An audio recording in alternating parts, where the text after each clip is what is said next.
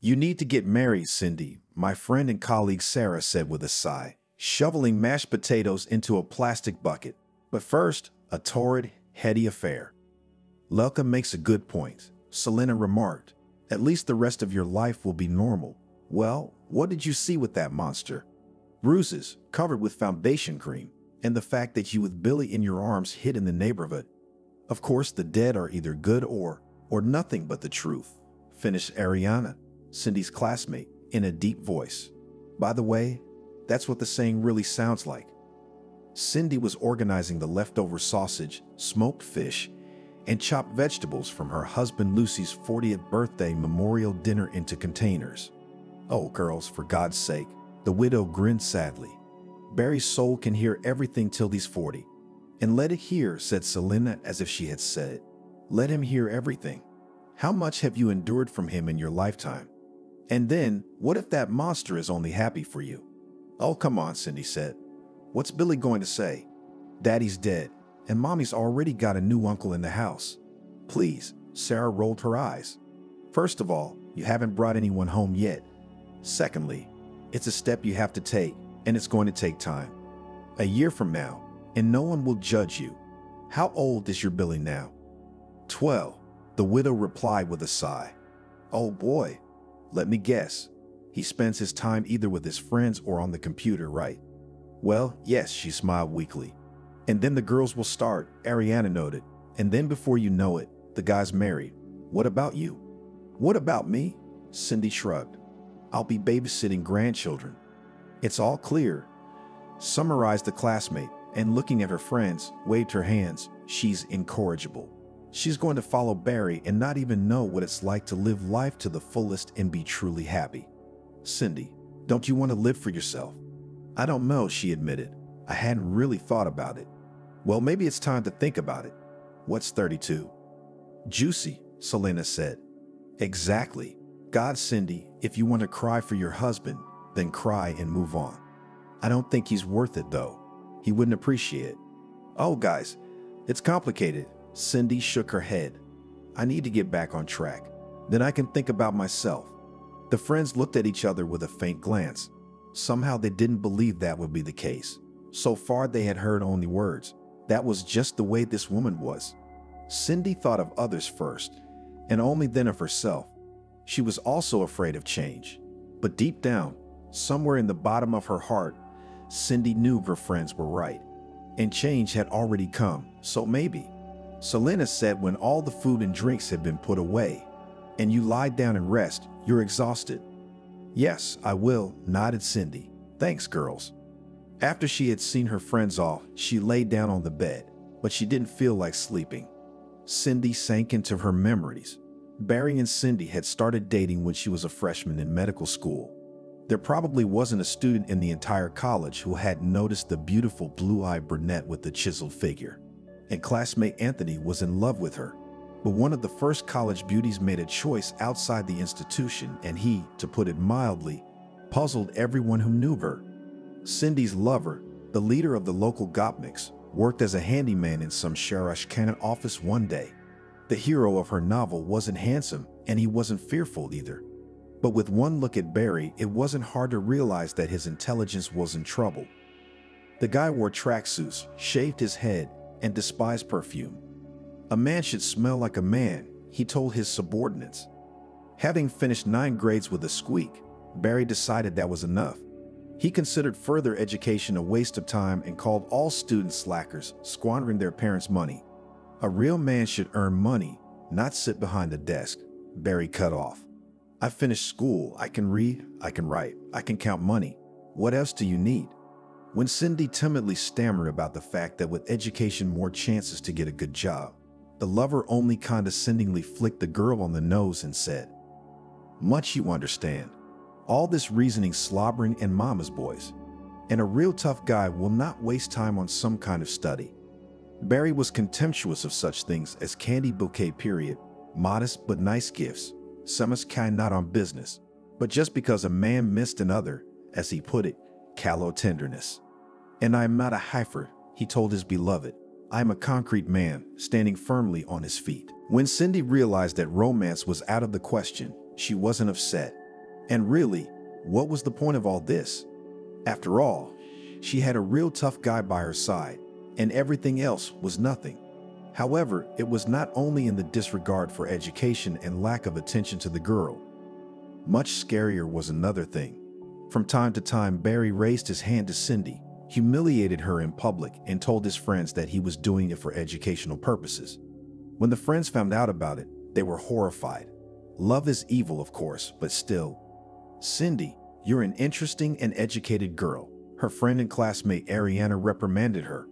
"Well, what the hell do you want with that roughneck? And he has his hands all over you. With your smarts and looks, you could get a guy that everyone would be jealous of." "It's Barry I want," Cindy said stubbornly. "I love him. He's great. He just needs to be understood. And anyway, it's our relationship." "What kind of relationship is that?" exclaimed her friend. "If he lets himself raise his hand to you now, what will happen if you, God forbid, get married?" "Why, God forbid?" the girl asked with a grin. "We'll get married anyway, and everything will be fine." "No, you're definitely zombified," Ariana summarized, and for the sake of convincing, she added, "It's only going to get worse." The two friends had a big fight and didn't speak to each other until they graduated from high school. Then their paths parted for some time. Angelica, the girl's mother, also shook her head in bewilderment. "Cindy, you're beautiful," she said, putting ointment on her daughter's black eye. "Aren't there any decent guys in college?" "Probably there are," shrugged the girl in love, "but I don't like anyone. Their ponytails and bob, yuck, and they're all kind of stiff or something. Excuse me, please. Basically, if I may, boring. What's wrong with that?" Angelique wondered, thinking that Barry seems to have thoroughly brainwashed her. That's just the way people talk, in case you didn't know it.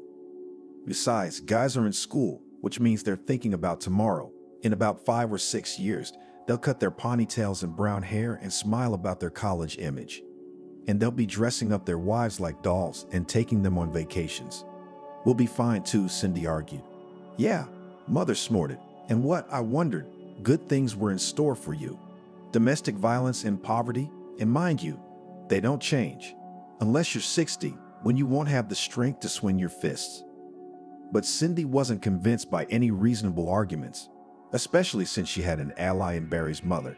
A few years ago, Betty had married and bore her young husband a son and a daughter.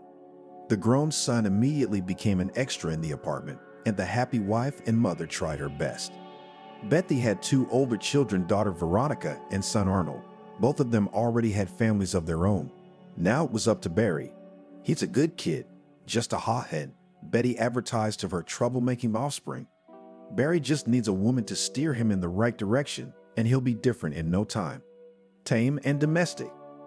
Cindy befriended Betty, not even realizing that the cunning woman was using the knave girl for her own purposes.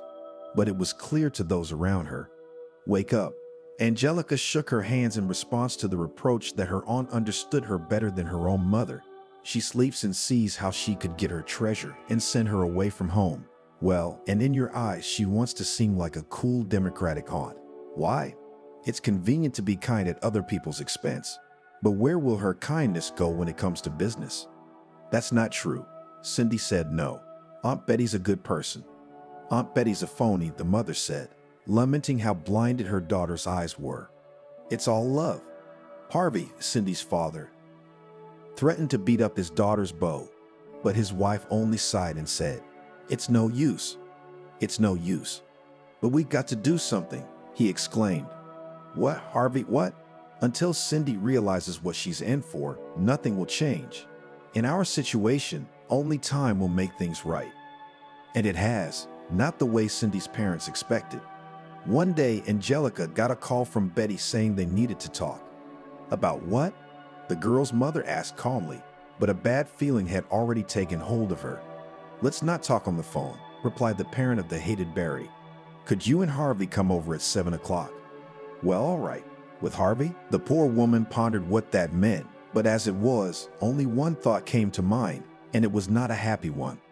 "All right, why guess in vain?" she finally decided.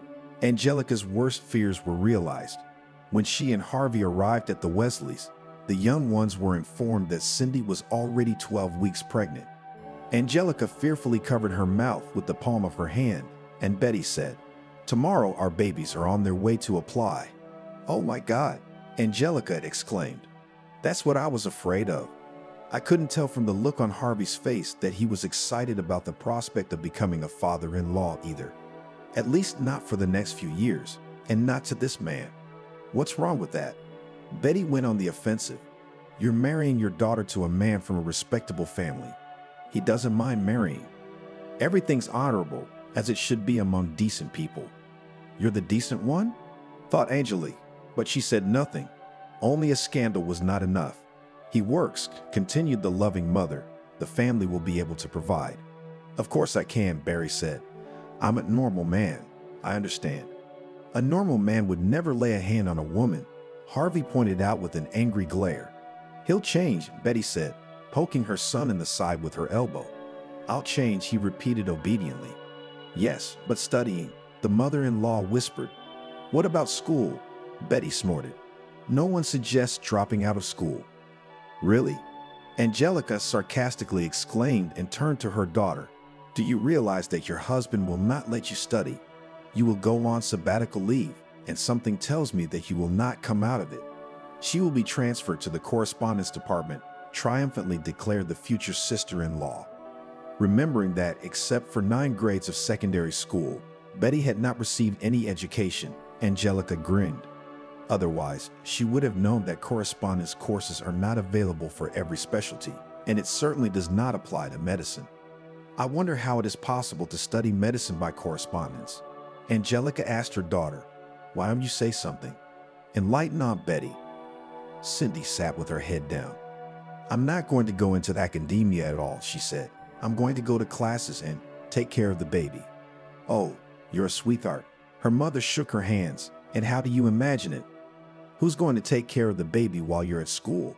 "I, as you know, work." "Then you can work all you want," Betty said. "I'll take care of the baby." Angelica could hardly believe it, but being a smart woman, she preferred not to say anything. What was the use of letting her stilettos go? It would only turn her daughter against herself. Cindy needed a mother's support right now. It was clear that nothing good would come out of this marriage, but why kill the girl? It's wiser to save your strength for the future, and it will come in handy. "I see that you have already decided everything," said Angelica.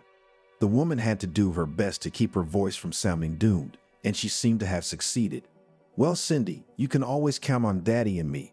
"Yes, daughter," Harvey nodded. "We'll always be there for you." "Well, that's different," said Betty in a satisfied voice, and the future in-laws agreed to meet over the weekend to discuss the details of the upcoming marriage and to celebrate the engagement. And Mom was right, wasn't she? And so was everyone else. How many times had Cindy said that phrase to herself? 100, 1,000, or more? Alas, after the wedding, her life was not for the better. The bride's parents had insisted on celebrating the marriage in a cafe, but Betty had snorted dismissively. Why spend money when you can leave it to the young people to live on? A wedding can be celebrated at home. That's the way it's been done for centuries. The first day was celebrated at the groom's house, the second at the bride's house.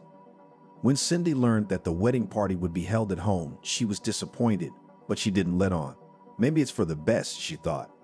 After all, I'm pregnant, and I don't really need a noisy celebration in a pub. The girl realized that she was talking herself into it.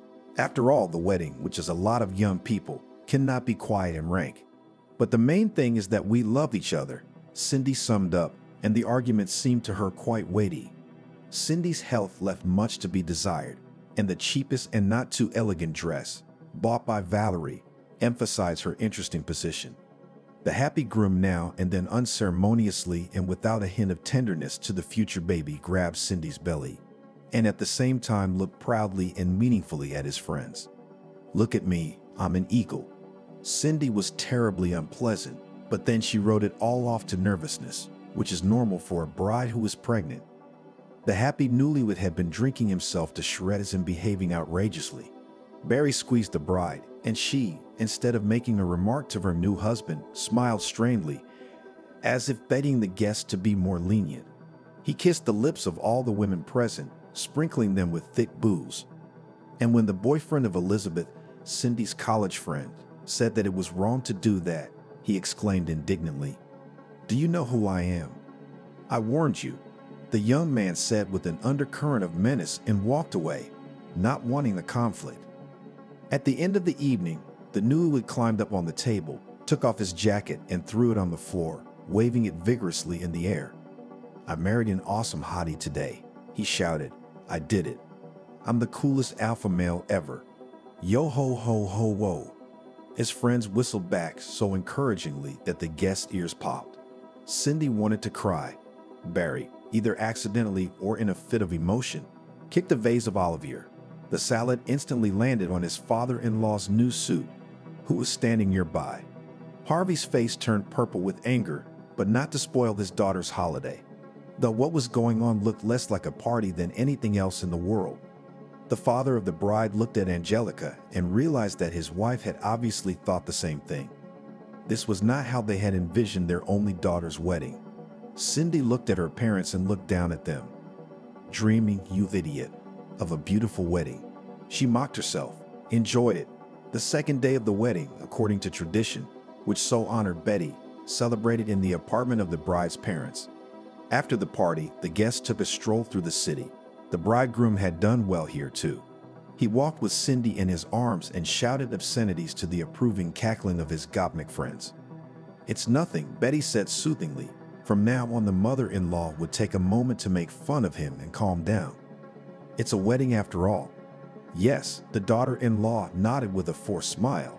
I understand. She wanted so much to believe that what Betty had said was true and that everything would be all right. But just as Ariana, with whom they'd already reconciled, had predicted, things had only gotten worse. A friend was also present at the wedding and was shocked. The sacramental phrase, I warned you, remained unspoken. It was more important to support the friend who was already having a hard time. On Monday evening, when Barry had recovered from his hangover, the young couple went to look at their new home. They were to live in a private house on the outskirts of town. As the new husband explained to Cindy, his late grandmother used to live there. How do you like it here? Barry asked. The young wife didn't know what to say. The impressive layer of dust and numerous cobwebs, to put it mildly, did not inspire enthusiasm. Well, it's okay, Cindy replied hesitantly. I don't get it, the husband said with a barely perceptible but still threatening tone. What's wrong with you? It's not like you're a lady. You can clean, wash, and all that. But won't you help me? She asked confusedly. Listen, Barry answered carelessly, it's your woman's business. My mom handled everything on her own. Yeah, I think that was the first time Cindy had ever thought unflatteringly of her mother-in-law. She was especially good at giving birth like a wind-up. At this point, Cindy feared her hubby might beat her. Judging by the look on Lucy's face, that was exactly what he intended to do. At least, that's what he was thinking of doing. Cindy knew the tone and the stare all too well, so she prudently decided to stay out of it. Well then, I'll do it too, she said, trying to sound cheerful. What was I saying? Barry said in a patronizing tone. No, of course, I'll help you move cabinets, beds. I'm not a complete moron. I realize you need to keep our son safe. Why a son? The young woman asked with a smile. What if we have a girl? Real men are born only sons, condescendingly said the husband. That's it. I've shown you the work to be done. When they got back to the Weasley's house, Betty asked her daughter-in-law, how do you like the house? It's a good house, Cindy nodded discreetly. Oh my. Her mother-in-law said smugly, you'll have your own place. Imagine what would happen if you married some college kid. The daughter-in-law only shrugged her shoulders. That's right, nothing good. Betty summed up in her favorite triumphant tone. We be living in rented apartments, and with us everything will be fine. And the main thing is that Valerka loves you very much. Who knows, maybe Valerka really loved his wife, but it seems he kept it carefully hidden. A month without abuse seemed like a fairy tale to Cindy, except that every fairy tale, even the longest one, comes to an end sooner or later. One day, Cindy was late for college. She was studying for the winter session and had to spend a lot of time in the library. What the hell's a winter session? Barry snapped at her. There's nothing to eat at home, and she's in libraries. I made a whole pot of borscht yesterday, Cindy said. Also, A powerful blow to the forehead stopped her from finishing. The young woman didn't even realize what it was. She just felt a shower of sparks come out of her eyes. And when Cindy blinked, she saw her husband's angry face. "More?" he asked, frighteningly calm. "No? Then go ahead and make me something quick." Cindy made scrambled eggs with lard, toast, and herbs. Barry, after eating his supper, was visibly relieved. "Are you offended?" he asked conciliatingly. "You shouldn't be. You'll thank me for guiding you to the right path." It was only as he finished his admonition that Barry remembered that his pregnant wife hadn't had dinner. "Look, Cindy, I ate all of it, okay?" he asked. "Well, you better make yourself something. You gotta eat well and all that." "Nothing. I'm fine," Cindy assured him. "Oh, all right then." Barry muttered to himself and grabbed a bottle of beer from the refrigerator and went to watch TV. With a sigh, the pregnant wife took out bread, eggs, and a bunch of greens. After a little thought, Cindy decided to add some lard. Cindy's pregnancy was not easy, and in the 6th month, she took a leave of absence and went into labor. "What's the news?" Barry exclaimed when he heard about the hospitalization. "The news is that I'm in danger of miscarrying," Cindy replied calmly. "In such cases, they usually put you in the hospital." "A threatened miscarriage?" my husband asked incredulously. "Really? That's like when the baby isn't born, right?" "Yes," the mother-to-be answered with a sigh and smiled involuntarily. When Barry talked about the future baby, he looked so touching that Cindy forgot about the main family problem. "Well then, of course," Barry nodded. "Go to your preservation or wherever. I want a healthy son." "He'll be born healthy," Cindy smiled again. "Watch me," my husband threatened, either jokingly or seriously. The month in the hospital was another favorable period in the young woman's life. Between the honeymoon and the hospital stay, Cindy truly realized how defenseless she was to her husband. Barry could get mad over the most insignificant thing, like not enough soup or too long, in his opinion, talking on the phone. And he didn't care if his mother called, let alone his friends. In moments of anger, the husband went on a rampage. In addition to violence, he used the most vile and disgusting words Barry could think of, and she would endure it without complaint.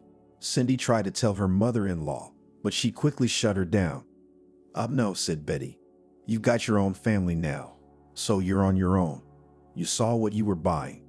That's when Cindy realized how right her mother had been about her mother-in-law and everything else. It was obvious that Betty's promise to take care of the baby while Cindy was at school wasn't worth a dime. So it looked like the sabbatical was going to be a long one, if school doesn't just fall through the cracks, and something told me it would. When a tired, exhausted, and frightened Cindy arrived at the hospital, the doctor had no trouble determining what was going on in her family. The multicolored bruises all over her body were more eloquent than any words. Maria, the attending physician, examined Cindy, and as she dressed and was about to leave the exam room, the woman asked sympathetically, "This is not my case, but why don't you go to court or at least to the police? For what do you put up with the abuse of yourself and your future child? Do you even realize that an unhealthy family environment can affect the psyche of the unborn child? If you don't want to think about yourself, think about the baby." Cindy cried bitterly. Now, calm down," the kind woman said quietly, hugging her. "What do you think you're doing, crying? You mustn't worry. I will no longer embarrass," whispered the future mother. "I'll try." "You'll do your best," Maria said with feigned severity. That's it, my good girl. Next." 2 weeks later, Cindy was discharged. Her parents picked her up from the hospital. "Why don't we go back to our place?" Angelica suggested it. Though tempted, Cindy declined. But at home, she was surprised to find an unkempt girl. It seemed she lived on the next street over. "Oh," the girl squeaked when she saw Cindy. The young woman jumped out of the house and ran for her life. She walked at a brisk pace, greedily breathing in the February, almost spring air, while tears covered everything around her. Cindy wanted to call her parents, but changed her mind. No need to upset them. She reached the small public garden and sank down tiredly on a bench. Her cell phone rang. "Ariana." "Hello." No matter how hard Cindy tried to hold back her tears, her friend understood. "Cindy, are you crying? What's wrong?" "Cindy, don't be silent. Ariana persisted. Barry. Barry what? Are you home now or are you still in the hospital? Aya. Tears were getting in the way of my speech. I'm home, Cindy sobbed. I mean, not really. Cindy, I don't understand you, Ariana said in desperation. Where are you? In the public garden, not far from the house. Why are you there? The classmate asked. It's not May. When Cindy finally managed to pull herself together and told her friend what had happened, she immediately said, Okay, call a cab and come to my place. I'll pay for it. Oh, Cindy, I don't know, Ariana said an hour later when they were having tea. I'd leave if I were you. Why? It's an option, by the way. Your parents are good, and they'll help you raise your child. Well, nothing good awaits you. Not only does he have his hands out, but he brings all sorts of weirdos into the house. God forbid, she bring in some kind of disease. Cindy sighed. Easy to say, but hard to do. Though it seemed easy to pack her things, move back to her parents' house, and then file for divorce. But now she realized that domestic tyrants, it turns out, are excellent psychologists. They morally pressurize their victims, skillfully using both the stick, that is intimidation and threats, and carrot. Under the carrot should be understood as apologies and excuses. Say, I was tired, it was a hard day. When Barry apologized, he looked like a child who had done something wrong. His spouse's remorse seemed sincere, and Cindy felt sorry for him. Who's going to feel sorry for you? An inner voice whispered, certainly not him. There was nothing to say, but Cindy didn't do anything about it. Her parents would help, of course, she sighed. Yeah, maybe, but I'd hate to involve them, and frankly, I'm afraid of change. Well, as you know, Ariana shook her head and taking her friend's hand in hers added, but know that the doors of our apartment are always open to you. I know, Cindy said quietly, a tear rolling down her cheek. Thank you. Okay, you don't have to cry. Maybe you want to sleep. I'm always sleepy now, she said with a smile. Then go to bed, Ariana said and put her arm around her shoulders and took her to her room. Sleep is a great medicine in general, and tonight Mom promised to make fish pie. It'd be delicious. That afternoon, Cindy slept over at a classmate's house, and the next morning, her husband showed up. Barry apologized profusely and said they were made for each other. Eventually, Cindy went home with her husband. Billy was born on April 12th, Cosmonauts Day. He's gonna be an astronaut, laughed Cindy's parents, and the newly minted young father said, holding the warm blue bundle in his hands. I'll make a real man out of him. You and me, and we'll make such a mess. Betty smiled proudly. It seemed that this woman was about to swell with pride and burst like a soap bubble. Much to Cindy's displeasure, the gang of thugs was also here. Just like at the wedding, they made vulgar remarks, ignoring the staff. And when a doctor reprimanded them, one of the thugs responded, "It's okay, Dad." Cindy's parents smiled, but her daughter realized how much effort it had cost them. Congratulations, said Angelica, handing the young parents a branded bag with rattles and a large package of diapers. Thank you, mother-in-law, cheerfully answered Barry. God forbid it's not the last time. God forbid. Angelica thought with a shudder. There's only one to raise, with a father like that. Further family life of the couple Gurianov developed according to the scenario, which Angelica feared. No, for the first month everything was fine. Barry found a part-time job, and all the money he earned gave his wife, leaving himself a trifle for lunch. He didn't drink, and after work he'd rush home and coo over Billy. Kid, Barry said fondly, man. The young mother's heart sank with emotion, and in her soul a time-its sprout of Cindy for happiness was budding. In a month's time the spouse was the same. He began again to raise his hand against his wife. The most frequent cause for abuse was the baby's crying. Shut him up, Barry said irritably. Cindy would soothe, and if he wouldn't shut up, her husband would tastefully proceed. What kind of mother are you if you can't quiet the baby, he said. Studying, as Cindy's mother and then Cindy herself had expected, was a dead end. 2 years had passed and it was time to take a sabbatical. Barry strongly resisted. A woman's place is at home with a baby and a stove. He cut him off. But I have to finish my studies, Cindy pointed out, and Billy could go to daycare. But there was no room at the daycare center, and the first in line were children 3 and older. Angelica needed to finish her seniority. No, well, if necessary, I'll think of something, said the mother. No, Mom, you don't have to, Cindy said. No, I'm the one who made this mess. I'm the one who's got to think. Well, what about your mother-in-law? Dad asked. I remember her beating her chest, saying she'd babysit the baby. And the mother-in-law is deflated, the young woman said with a wry grin. Eventually, Cindy was expelled for not starting classes. The young mother was worried, but her husband reassured her. In his own way, of course. What are you worrying about? Why does a woman need an education? Barry ranted. Cindy sighed. It was useless to explain to a man who had decided not to burden himself with education that sooner or later it would come back to bite him in the ass.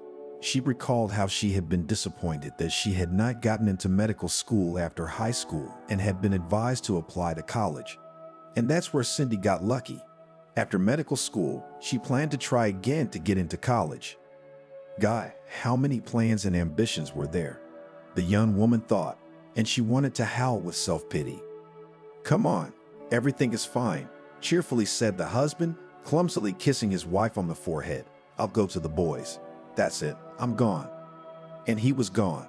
God, I'm such an idiot, thought Cindy once again.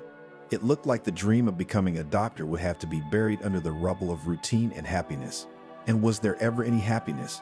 A year later, Billy went to kindergarten, and Harvey and Angelica suggested that their daughter enroll in a paid secretarial course. After a short consideration, Cindy agreed. As a married woman, she was ashamed to accept material help from her parents, but there was no way out. With the pennies Barry received in the children's allowance, she couldn't do much with it. But Cindy would get a job and the money would be easier to come by.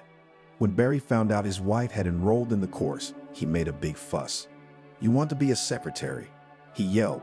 You think I don't know what you're thinking? I don't know what you're talking about, Cindy said in a trembling voice. You know what you mean. Her husband raged and swung at her. Don't hit Mommy, Billy shouted bravely, and that made the tyrant even more angry. You little puppy, he exclaimed indignantly. I'll have you now. But Cindy nimbly picked her son up and ran outside.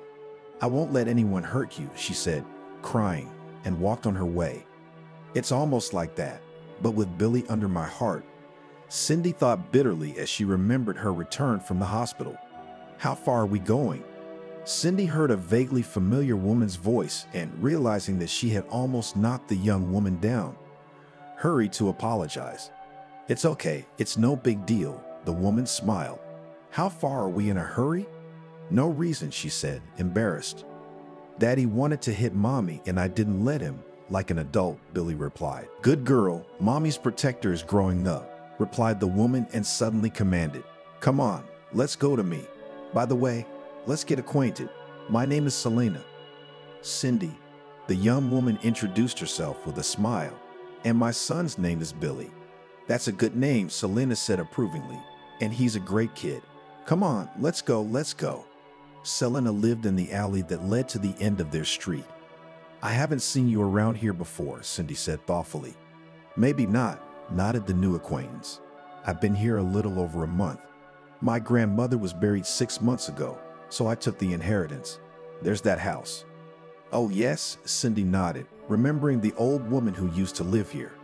I think her name was Martha and she hadn't been out of the house lately. Do you often run away from your husband like that? Selena asked, when the rest of the apple pie was eaten and the tea was drunk. Occasionally, Cindy replied evasively. And then apologies, reconciliation, a temporary lull, and then it's back to normal, she sighed. I know the story.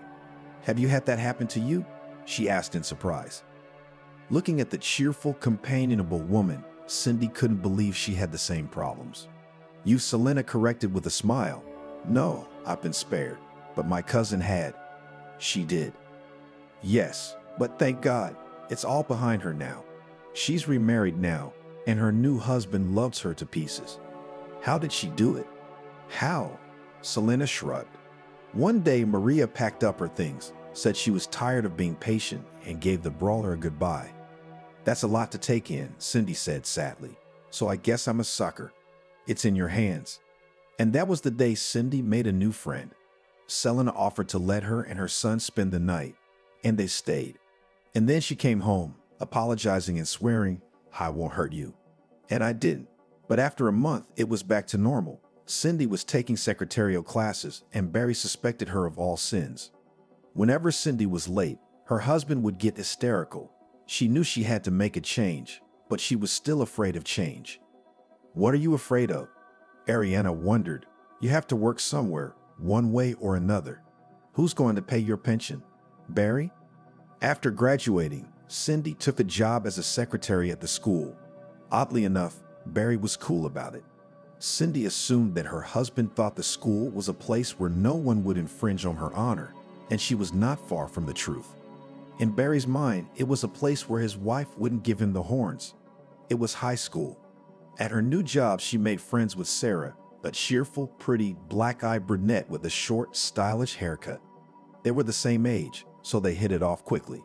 Sarah taught computer science. When Sarah told her that she was graduating from Teachers College this year, Cindy suddenly felt sad. Now she could finish college and try her luck at medical school. What's the problem? Sarah wondered.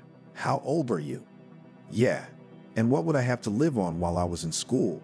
Cindy grinned. Sadly, it looked like that train had left.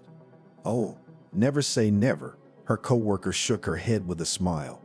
When Billy went to first grade, Barry was offered a job as a trucker for a logistics company that was gaining momentum. Why, he told his wife over dinner, "I got the right category." And they promised good money.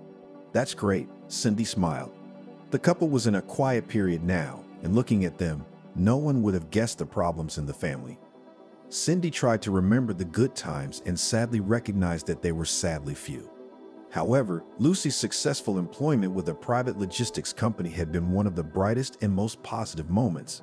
And it was not only, and not so much about money, the employer hadn't cheated. Barry was really starting to make a decent living. But besides that, Cindy saw another plus. Sometimes her husband would be away for a week or even a month. Quite often, Barry would come back for a day or two, and then he'd be off again. He just didn't have time for abuse. In the absence of her husband, Cindy, though she was afraid to admit it even to herself, rested her soul. She looked better, began to go out with her friends to caves, shopping, or to the sauna. Son also pleased. The woman recalled with horror how nervous and withdrawn was Billy because of their scandals. But now he became calmer, more collected, and studied better at school. Feeling that life seemed to be getting better, Cindy cheered up. But the joy was premature. One day, returning from another long voyage, Barry mumbled, "We're talking." "I'm listening," nodded his wife warily. From Barry's tone, the conversation was unlikely to be pleasant. Cindy was afraid to even think about continuing it. "Listen to me," he said sharply. "If I find out you're seeing someone, I'll blow your head off and his, you know me." Cindy did. "Except it'd be nice to know what this is all about, wouldn't it? And don't give me the sheep eyes," Barry shouted. "What's the matter?" the wife exclaimed in bewilderment. "What the hell were you doing in the sauna?" he asked in a sly but unkind tone. "In the sauna?" Cindy repeated the question. "In the sauna. What do you do in a sauna?" Cindy shrugged her shoulders. "Warming up, steaming, swimming in the pool." Barry noticed that she was different, more self-confident or something. She looked different too. Fresher, better looking, more rested. He didn't like it and had an interesting thought. "There's someone else," Barry thought angrily. "I'd better find out who. Then we'll all be in trouble." "Warming, steaming, swimming," he repeated mockingly. "That's it. What else do you want to know?" Cindy asked indifferently. "Don't play dumb with me," he yelled. "You want to embarrass me? When my husband walks out the door, you go to the saunas? You? Wife? Mother?" Barry. She was astonished to realize that her husband suspected her of infidelity. "What makes you think I'm cheating on you?" "I was just told that you were in the sauna," Barry said in a confused voice, which was amusing. "So?" Cindy snorted. "Do you think they only do, naughty things in the sauna?" "Well," he said, and his wife grinned mentally. "I guess this is the kind of thing where they say the hat on the thief is on fire." It was strange that Barry didn't fight this time. It wasn't weird, Sarah said thoughtfully when Cindy told her coworker about it. It's just that you're different now. You're prettier and, more importantly, more confident, so he didn't dare hit you. And you know what? Your abuser is afraid of losing you. Cindy was glad to hear that. Maybe there was a holiday coming up on her street too. Cindy returned from her lunch break and was taking her desk when she received a call from an unfamiliar number. "Hello, we don't know your name," said the caller. "Are you Barry's wife?" "Yes, that's correct," answered Cindy. "I'm sorry, but your husband was killed in a car accident. Would you be able to come down for a lineup?" "Yes, of course," she replied, and suddenly a pair of golden red goosebumps flickered in front of her eyes. Must be the pressure. Cindy grimaced and rubbed her temples. The principal came into the waiting room. "Are you all right?" Boris Mikhailovich asked, looking at her intently. "Yes, no, my husband died." At her husband's funeral, Cindy had mixed feelings. She was truly sorry for Lucy, who had died in the prime of life, but listening to herself, she realized that she did not feel deep sorrow as befitted a widow. "Apparently my love has burned out," the widow decided. Cindy tried to cry at least for the sake of decency, but no matter how hard she tried, she couldn't squeeze out a tear. She looked at her son. Billy was as serious as ever, and he wasn't crying either. The mother-in-law walked up to them. If Cindy hadn't known it was her, she never would have believed it. Betty was graying, her face was completely white, and there were deep creases in the corners of her mouth. "How are you?" Cindy asked sympathetically, intending to hug Betty. "She's still asking." Her mother-in-law roared, her voice sounding frightening. "Aren't you ashamed of yourself? You're the one who drove him into the coffin." "What are you talking about?" Cindy was stunned. "I'm telling you what I know. If it wasn't for you, he wouldn't have gotten that damn job. You're the one who couldn't get enough money. Damn you! Damn you! Damn you!" screamed the inconsolable mother. Billy blocked his mother with himself and said bravely, "It's not true." "Mom, calm down, son," Arnold reassured Betty. "Cindy, for God's sake." "I'm sorry." "You realize?" "Yes, of course," she nodded. "Of course I do." Arnold and some other guy took the sobbing woman away, and Cindy clung to Pasha and whispered, "My protector." And then she let the tears flow. A couple days later, Cindy called Betty. "Cindy," she said in a muffled voice, "I'm sorry. I didn't know what I was saying. And I'm sorry about Barry too. He's been a pain in the ass." "Oh no," my sister-in-law exclaimed. "He who remembers old times is the one who's out of sight." "You're kind," sighed Betty. "Nadenka, here's something else to call. I've been thinking, let's all come to my place for 9 days." "Okay," agreed Cindy. "I'll talk to the girls. They'll help with dinner." "That'd be great. Thank you, daughter." The 40th birthday party was at the house where the young Guryanovs lived. "Daughter," said Betty when the women were alone, "you can live in this house as long as you want. I bequeathed it to my granddaughter. It's a place to live." "Thank you, Betty," Cindy replied, and the women hugged. "Don't forget the old woman," she smiled sadly. Of course, smiled back at her sister-in-law and another. "If you need help, don't hesitate. We're not strangers after all."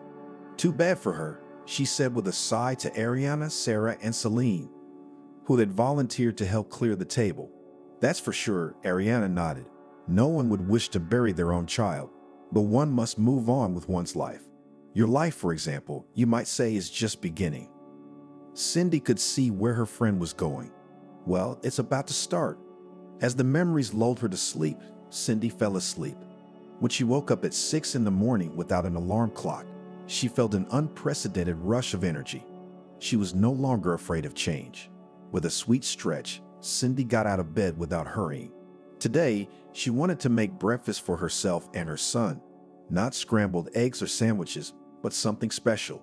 Playfully finishing her breakfast, Cindy began to dress up. When Billy awoke to the appetizing smells, his mother was already in full dress. "Mom, you look so pretty today," exclaimed the son. Cindy was very pleased to receive a compliment from her son. But the woman suddenly realized with horror that she didn't know how to respond. "I just had a good night's sleep," she smiled. "Well, yes," Billy nodded. "You went to bed early last night. I got in at 9, and you were already asleep." "Yes," nodded his mother in response. I've been so tired lately. I'm exhausted. I'm so sleepy. Well, let's have breakfast, or you'll be late for school. I fried some meat dumplings, and here's some stuffed tomatoes. That's the theme. We're having a royal breakfast today. You bet. Eat up, my good man.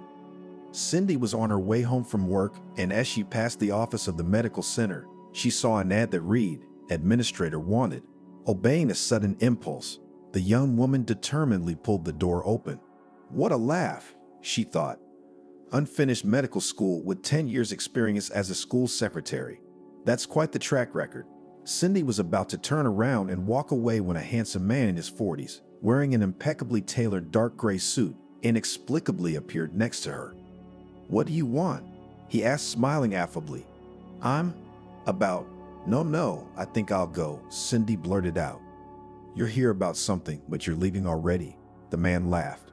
"Well, no, I'm not letting you go now that you're here.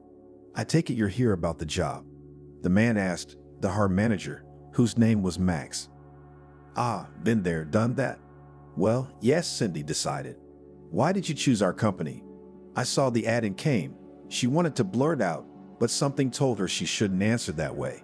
"I dreamed of becoming a doctor since childhood, but it didn't work out," the young woman replied and was embarrassed. "Well, it's like that. I probably don't fit you. I'll go. I'm talking nonsense here." "Well, why nonsense?" objected her manager. "Go on. I'm very interested. So why didn't it work out?" And then Cindy, completely out of the blue, told a complete stranger her life story. She told him everything without holding anything back. "That's what happens," Max said thoughtfully. "At first it's all darkness, and then there it is, the light at the end of the tunnel, when you don't expect it. It's not an easy story, but I guess it was meant to be." "Yeah, I guess so. You know, Cindy, you'd have a chance to realize your dream here," the man smiled slyly. "You do?" "I do. We're just starting a program at the center where you can go to medical school. You will receive a stipend of 2 minimum wages. Interesting." Cindy felt dizzy and out of breath. She could feel it in her bones. This was it. "Very much," sighed Cindy. "So how about we fill out an application for training? But of course, if you're interested in the receptionist position, then." As if in a dream, she filled out the form and handed it to the HR manager. "Uh-huh." Max nodded, running his eyes over her. "If you're approved, we'll call you within the next 2 days." "But do I have a chance?" Cindy asked breathlessly. "There's always a chance," laughed the office owner. "But with a name like that, I'd certainly hope for the best." "Well, let's hope for the best," she smiled. "Goodbye." "Goodbye." What followed was more like a fairy tale. The next day, Cindy got a call from the HR manager. "Cindy, I have great news for you," he announced triumphantly. "You've been accepted into medical school. Congratulations." "I don't believe it," whispered the shocked woman and pinched her ear. "God, am I really awake? You're not kidding me, are you?" "No, pranking is not our job," Max said cheerfully. "From the 1st of August, the preparatory courses will begin. By that time, you need to provide the following documents. Write it down." After talking to the HR manager, Cindy fell onto the bed and laughed out loud. She suddenly felt like sharing the news. A dog barked in the yard. "Here comes the Sonny," she rejoiced. "Mom, how about some food?" Billy asked. "I'm going to heat up the pilaf now," his mother announced solemnly. "And while it's warming up, I've got something to tell you. It's good, I hope." "Very.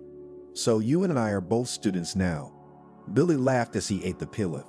"Well, it turns out we are," Cindy said. "I did the math. And it turns out that when you graduate, I'll be a senior." "That's funny," my son cheered. Her friends all said it was something to celebrate. "I'm all for it," she assured him. "I look forward to seeing you all at my place. We'll celebrate the beginning of my new life." Cindy couldn't remember a time when she'd been in such high spirits. She had enough energy for 10 people. Cindy was enjoying her studies unparalleled, and at the end of the first session, she was awarded an increased scholarship. It was like a second win for this woman who had suffered. Life was moving on, and now Cindy could say with certainty that she was doing well. Cindy had a wonderful son, loving and understanding parents, and loyal friends ready to help at any time of the day or night. And she also had a new meaning in life, which seemed to have been irrevocably lost. It was definitely worth living for. 10 years later. We're breaking up, Cindy said flatly. And don't look at me like that.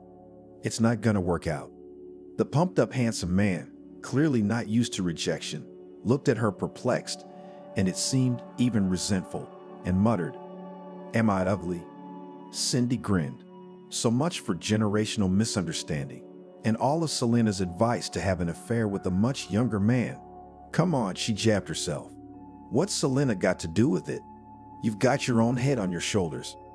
And that head finally realized that this kind of relationship was not for Cindy.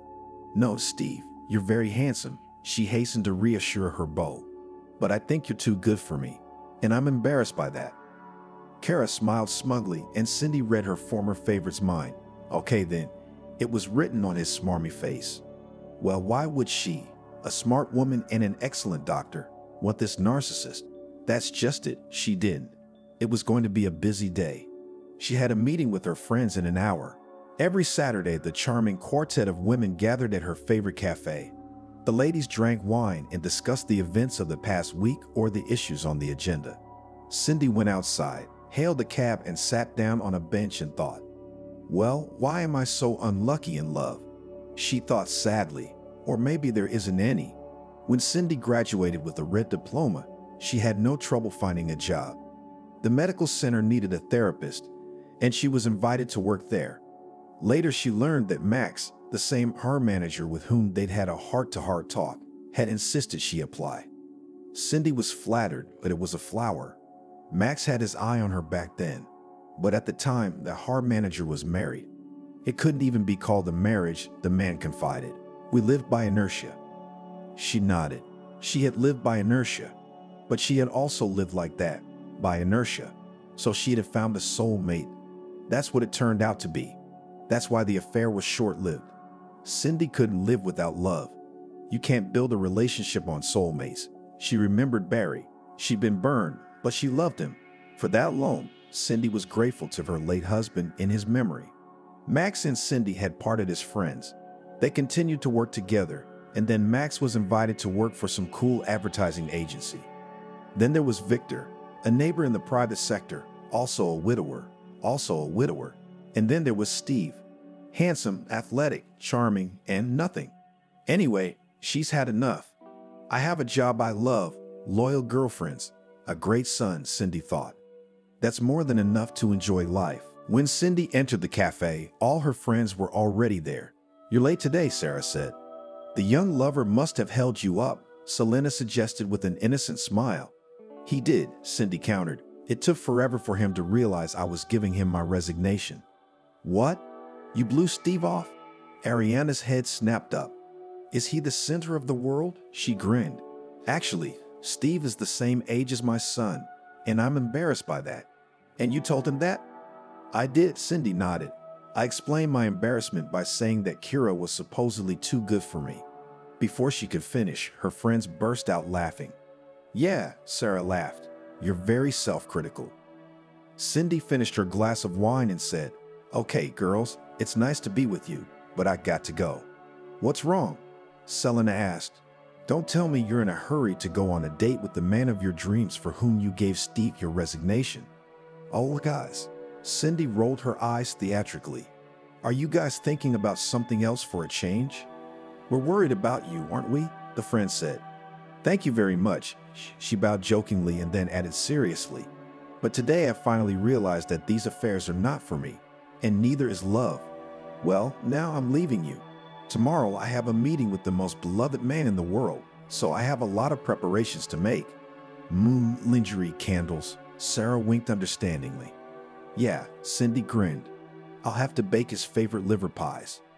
Billy's coming, Selena guessed, remembering his love of baked liver pies. And not alone, she smiled. Billy's coming with a girl. Good for you, Godson, Ariana said approvingly. Well, if it's with a girl, sure. What kind of girl? I don't know yet. I take it she's from the Institute. Billy was in his 5th year at the Mechanical Engineering Department of the Regional Polytechnic Institute. He was going for a red diploma, which was to be defended in a month. Billy studied a lot, but it did not interfere with the personal life of the charming blue-eyed brunette. Cindy was proud to say that Billy was like her. Mother and son were similar not only in appearance, but also in character. The most important and obvious similarity was the eagerness to study, the desire to learn new things and as a result, to develop. But the loving mother had one more parallel to draw. This parallel was personal life. About the personal life of Billy, a student of mechanical engineering faculty, there were the most incredible rumors. The tall and handsome brunette liked not only female students, but also graduate students and young female teachers. At the same time, no one had ever seen Billy with a girl, and this gave rise to a lot of rumors. Some said that Wesley was an Alfonso. They said that Billy had been seen with a beautiful, well-dressed woman who was about 20 years older than him. When Billy showed one of his classmates a photo of him with his mother, the legend was all that was left. The beautiful, well-dressed woman was Cindy. But the people did not rest on this, and after a while rumors of his unconventional orientation. Soon everyone was convinced that this is not true. The future promising engineer's girlfriend turned out to be Juliana, the institute's barmaid. And what did he find in her? Whispered students, hurt by the fact that the blue-eyed handsome man ignored them in favor of some barmaid. Only Sarah, Billy's classmate, had thought to put the question differently.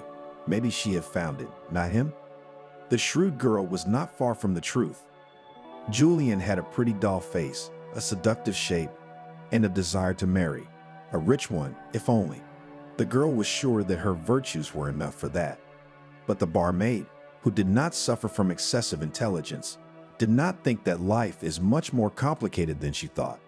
Once Juliana worked as a waitress in a cafe, and there she drew the attention of a respectable gentleman, which people called daddies. In anticipation of a beautiful life, the girl quit the cafe.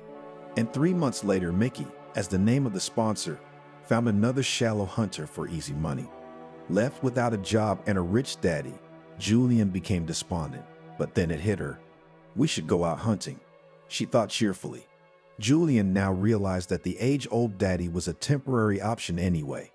No, yet one should look for an object for a permanent relationship, and in the long run for a strong and happy marriage. Therefore, the best place for hunting was a cafe where the golden youth hung out. The girl had some money left, enough to sit in an elite institution with taste. And if she was lucky, she wouldn't have to spend it. Juliana went to the hairdresser, chose the best dress bought by her daddy, and went in search of prey. 15 minutes later, she was approached by a handsome, expensively dressed major, whose name was Harry. The young people got to talking. Julian was ashamed to admit that she had nothing to do with the golden youth and had quit their cafe not long ago. And the reason for the dismissal? Not thinking long, the girl said that her father is the general director of the company and her mother is the manager. I see, family business. What kind of company? Harry asked with interest. Ah, well, so it's not here. But Julian found herself. The girl was not modest about her education either. She told her new acquaintance that she studied at the university at the Faculty of Economics. Respectfully stretched out the guy. An economist then. Yes, Julian smiled disarmingly and thought that in a way she was. The young men began dating. Harry turned out not to be some kind of major slacker, but an aspiring entrepreneur. He had a small company producing plastic windows. Harry gave the girl flowers and boxes of expensive chocolates. And one day the guy told Julian that he wanted to meet her parents. The girl didn't know whether to laugh or cry. For once, Juliana met a wealthy young man, and she could not even introduce Harry to her family, all because of her lies. Julian's parents had nothing to do with business. Her father was a construction worker and her mother was a supermarket clerk. And my parents are away right now, Julian replied. That's too bad, the boy replied. For how long? A month and a half to 2 months. You know what? Then I'll introduce you to my parents. Really? Julian was embarrassed. Well, why not? The meeting with Harry's parents took place on Saturday, and it was unforgettable. On the occasion of such an important event, Julian wore a little black dress, which was also donated by a former sponsor. I remember that at the time she was surprised that such a simple-looking dress cost a lot of money. Remember, it's called noble simplicity, Mickey said instructively. And it cost a lot of money, a lot more than brightness and glitter. Julianne thought this dress would be a great way to meet the parents of a young rich man. She chose boat shoes and a clutch, unencumbered with decorations, and did her makeup in nude colors. Julianne was sure that the noble simplicity would be appreciated. "Come in, don't be shy," Harry said cordially. He took the girl by the hand and led her into the hall, where the guy's parents and a fancy table were waiting for them. "Mom, Dad," said the boy solemnly, "meet Julianne. This is Julianne, my girlfriend." Seeing Harry's father, Juliana automatically backed away. In front of her was Mickey, her ex-daddy. He was staring at Julianne, and she thought he was going to say something mean. But nothing of the sort happened. Harry's father, as if nothing had happened, greeted the girl, introduced himself, and then introduced his wife. Lucy was a beautiful, slender, and sophisticated woman. What did these daddies lack? Thought Julianne involuntarily at the sight of the mature beauty. Oh yes, and she thought that such embarrassments happen only in the movies. "Julianne, what do you do?" Lucy asked with a smile. The girl's tongue stuck to the sky, and it was incredibly difficult to lie in the presence of a person who knew the whole truth about her. "And Julianne is an economics student," Harry answered for her. "Really?" smirked Mickey. It was unlikely that his wife and son noticed the smirk. And if they did, so what? They didn't realize anything anyway. I wonder if they realized the antics of the father of the family. Giggled Julianne to herself. "Good girl," praised Lucy. "Who are your parents, if it's no secret?" The girl remained silent, and Harry, writing it off to her excitement, came to the rescue again. Julianne's parents have a firm in St. Petersburg. Even so, the head of the family nodded ironically. More than anything else in the world, the girl wanted to run away from this house. She scolded herself. "Now I have to think of a way to get out of here. It's a shame, of course, but Mickey won't let us be together. And what to do with businessmen parents?" Hearing the smartphone trinkle, notifying the owner of a messenger message, Julianne apologized. "Probably the parents," she said. Nothing," Lucy nodded understandingly. The message was sent from a familiar, though already deleted, number. "If you don't want to get in trouble, get out of here and quick." "I don't want you here," read Julianne. The abundance of exclamation marks clearly indicated that her visit had excited Mickey beyond belief. "Okay, whatever you say," Julianne thought with a chuckle. "I didn't really feel like it. You'll have to excuse me, but I have to run," Julianne said with regret in her voice. "So soon?" Lucy was surprised, and there was a note of regret in her voice. Julianne was terribly embarrassed, but as they say, out of sight, out of mind. It was better this way, and the fact that she'd lied to Harry out of her ass didn't matter, or rather, it had been relegated to the background. But her former relationship with Mickey is no joke. Sooner or later, all secret things come to light. The girl left the hospitable apartment forever, and since then she and Harry never saw each other again. He, of course, called and wrote, but Julianne, not without regret, put the guy in the CS. When she told this story to her friend Vala, she laughed until she fell.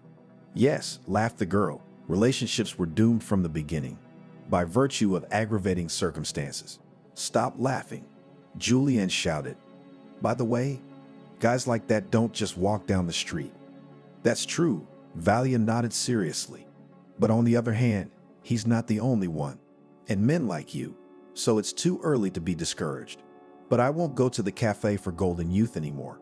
"You don't have to," my friend exclaimed. "You know, Julianne, there aren't really that many good guys among them. It's just that you were lucky at the time. And most of them are mama's boys and daddy's boys. And most of them have a nasty temper. Do you want that? What are you suggesting?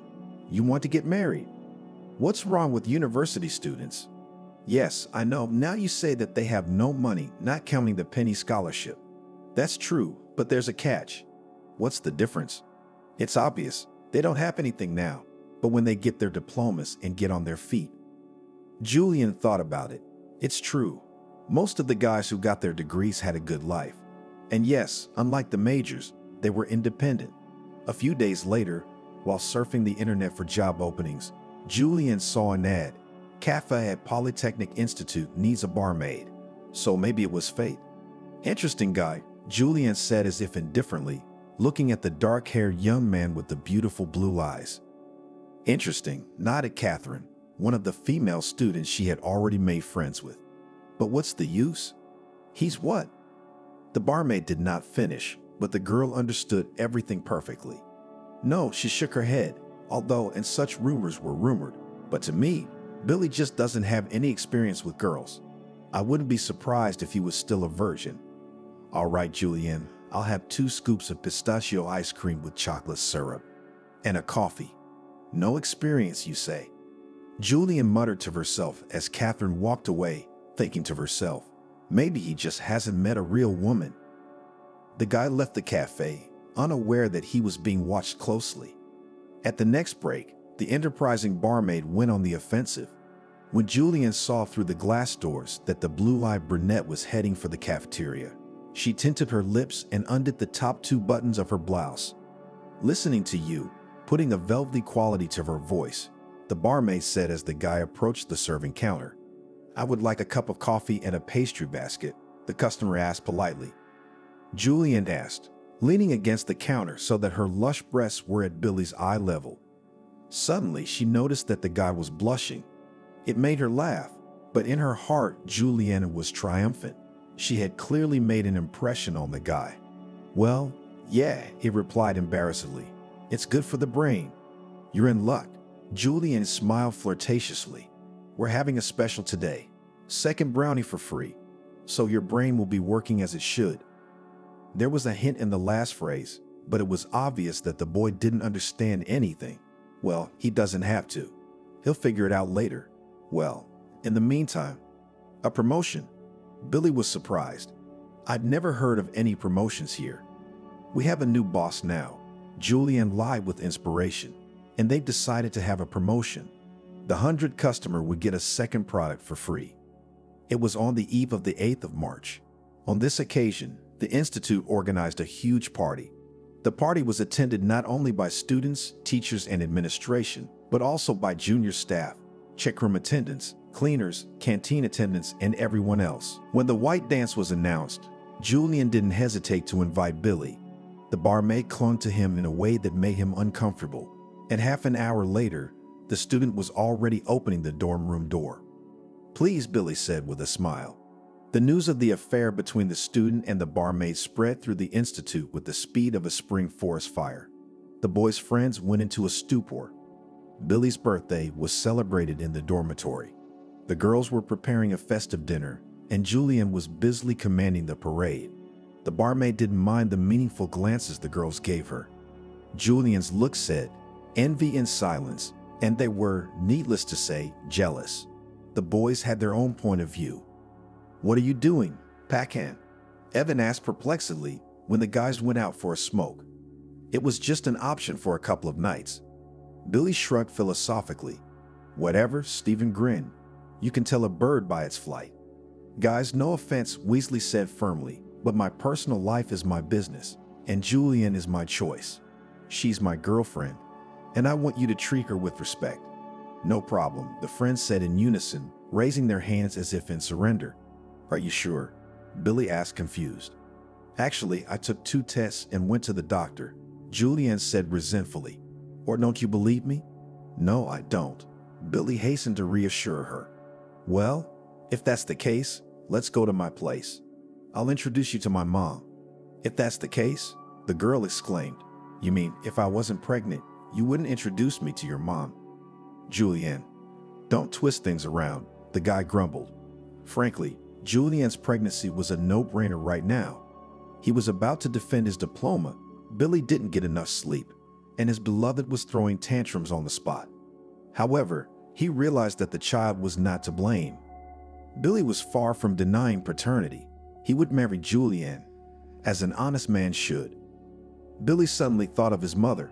When he was a boy, he had heard Grandma Betty and his father say more than once that his mother had tied the baby down and should be grateful to them for covering up the sin. He didn't understand anything at the time, but as he got older, he realized it wasn't that simple. One day, 8-year-old Billy overheard a conversation between Grandma Angelica and an old friend, and she said that it was Grandma Betty who insisted on marriage. And when Billy was 10 or 11 years old, he wondered what his mother had to thank his father and Grandma Betty for. As it turned out, there was nothing to be thankful for. His father had been a constant libertine, and Grandma Betty had been self-effacing. As Grandma Angelica said, she's got her idol and is enjoying married life with her young husband. Why am I bringing all this up? Thought Billy perplexedly, and then he realized he and his mother had similar fates. Gender adjusted, of course, except that Julian doesn't fight, but that's pretty much it. And another thing, she and her mother are goal-oriented people. Perhaps their life principle can be summarized in the words of a famous saying, live and learn forever. Mother received a medical degree when she was already 38, and this is not everyone decides, while they're halves. Well, aren't you an idiot? Billy chided himself. I love Julianne, and I don't care whether she's a barmaid or a member of the State Duma. The young men got out of the minibus and walked toward the Gurianauts' house. It was a pretty house, Juliana noted. The house really did look the part. The plastic windows, put in when her father was still alive, looked as good as new. The house was finished with gray and white siding and a silver metal roof. The improvised landscaping using car tires and Kiffer bottles also looked very nice, especially now when peonies, violets, and irises were blooming in the beds of tires, exuding a marvelous smell. Glad you like it, Billy smiled. A beautiful, slender brunette with the same blue eyes as his came out onto the porch. You didn't tell me you had a sister, Julianne said. So I don't have a sister, laughed Billy. Meet my mom, Cindy. Come on, Cindy, the woman grinned. I'm not that old yet. Just call me Cindy. How young she is, Julianne thought enviously. Or maybe she just had an early birth. Julianne, what do you do? Cindy asked, and she grinned. She was immediately reminded of another acquaintance. I'm a barmaid, she answered, looking at her potential mother-in-law defiantly. A barmaid? But Billy told me you were from college. I am from the Institute. I work there as a barmaid. What's wrong? Not good enough. Julianne, I don't think I've done anything to offend you, Cindy said. And no, I have nothing against barmaids. I married a handyman as a student, so. Mom, don't mind me, my son intervened. Julianne's just nervous. It's normal in her condition. Hormones, you know. Oh my God, Cindy burst out. Guys, you have to warn me. What difference would it have made? The girl squinted. Julianne, why are you being so hard on yourself? Of course, it wouldn't have changed anything. But this isn't about buying a dog, is it? And by the way, I'm a doctor, and I know a lot of specialists. Good specialists. No thanks, she shook her head. We in the regional center with this problem is not. Well, as you know. She doesn't sound sincere, Cindy told her friends. Oh, I can feel it in my heart that this isn't gonna end well. Can't Billy see past his own nose? Cindy, Ariana said mockingly. Doesn't this remind you of anything? Imagine it does, she exclaimed. Is that a reason to let your son get involved with who knows who? I'm pretty sure that that woman's got Billy wrapped around her finger. I don't mean that in a reproachful way. It's just that you know that when you're in love, you think, this is the only person I'll ever be happy with. Isn't that right? Yes, Cindy nodded sadly. So what do we do now? What? Selena hummed cheerfully. You need a man. Who's talking about what? And she's right. Ariana and Sarah said it together. Oh, come on. A week later, Cindy met her daughter-in-law's parents. They turned out to be nice people, and the future mother-in-law thought, maybe I'm getting myself worked up for nothing. Perhaps Julianne really nervous, as any girl when meeting the groom's family. And then there are the hormones. The wedding was decided to play in the banquet hall of a cafe, the owner of which was a friend of the bride's mother. Will make us a good discount, winked Anna. The wedding was fun, but Cindy suddenly felt like she was losing her son. What's the big deal? Ariana asked, perplexed. Yes, the boy has his own family now, but you're not going to stop being his mother. Come on, friend, smile. She was wearing a national costume in which Ariana was handing out pancakes as godmother. Her friend had beet blush on her cheeks, and looking at her, it was impossible not to smile. There, that's better, exclaimed the charming peddler of pancakes, but on the soul of the mother of the groom scratched Cass. There were only a few days left before the diploma defense, and Billy was scrambling, and his young wife was demanding attention, and she was cranky. "Billy," she called out. "What?" the husband asked absent-mindedly. "I want strawberries." Billy almost howled, but held back. 15 minutes ago, he had returned from the store where he had gone at the request of his wife, who wanted bananas. Billy had brought a bunch, but Julian had barely taken a bite of one banana and now demanded strawberries. "Julian, I don't have time for this," Billy replied patiently. "Would you wait half an hour?" "No, I won't," she said in a tone that didn't tolerate objections. "Then go yourself," suggested her husband. "They say it's good for pregnant women to walk." "I don't feel well." "Well, all right." Billy sighed and got up from the table. Every day, God knows he tried to be understanding, but every day it was getting harder and harder.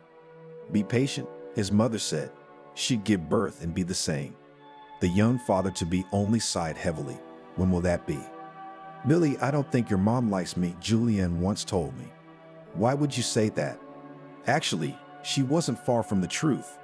Billy knew it was true, although Cindy had the wisdom to hide it. "Well, I'm not blind."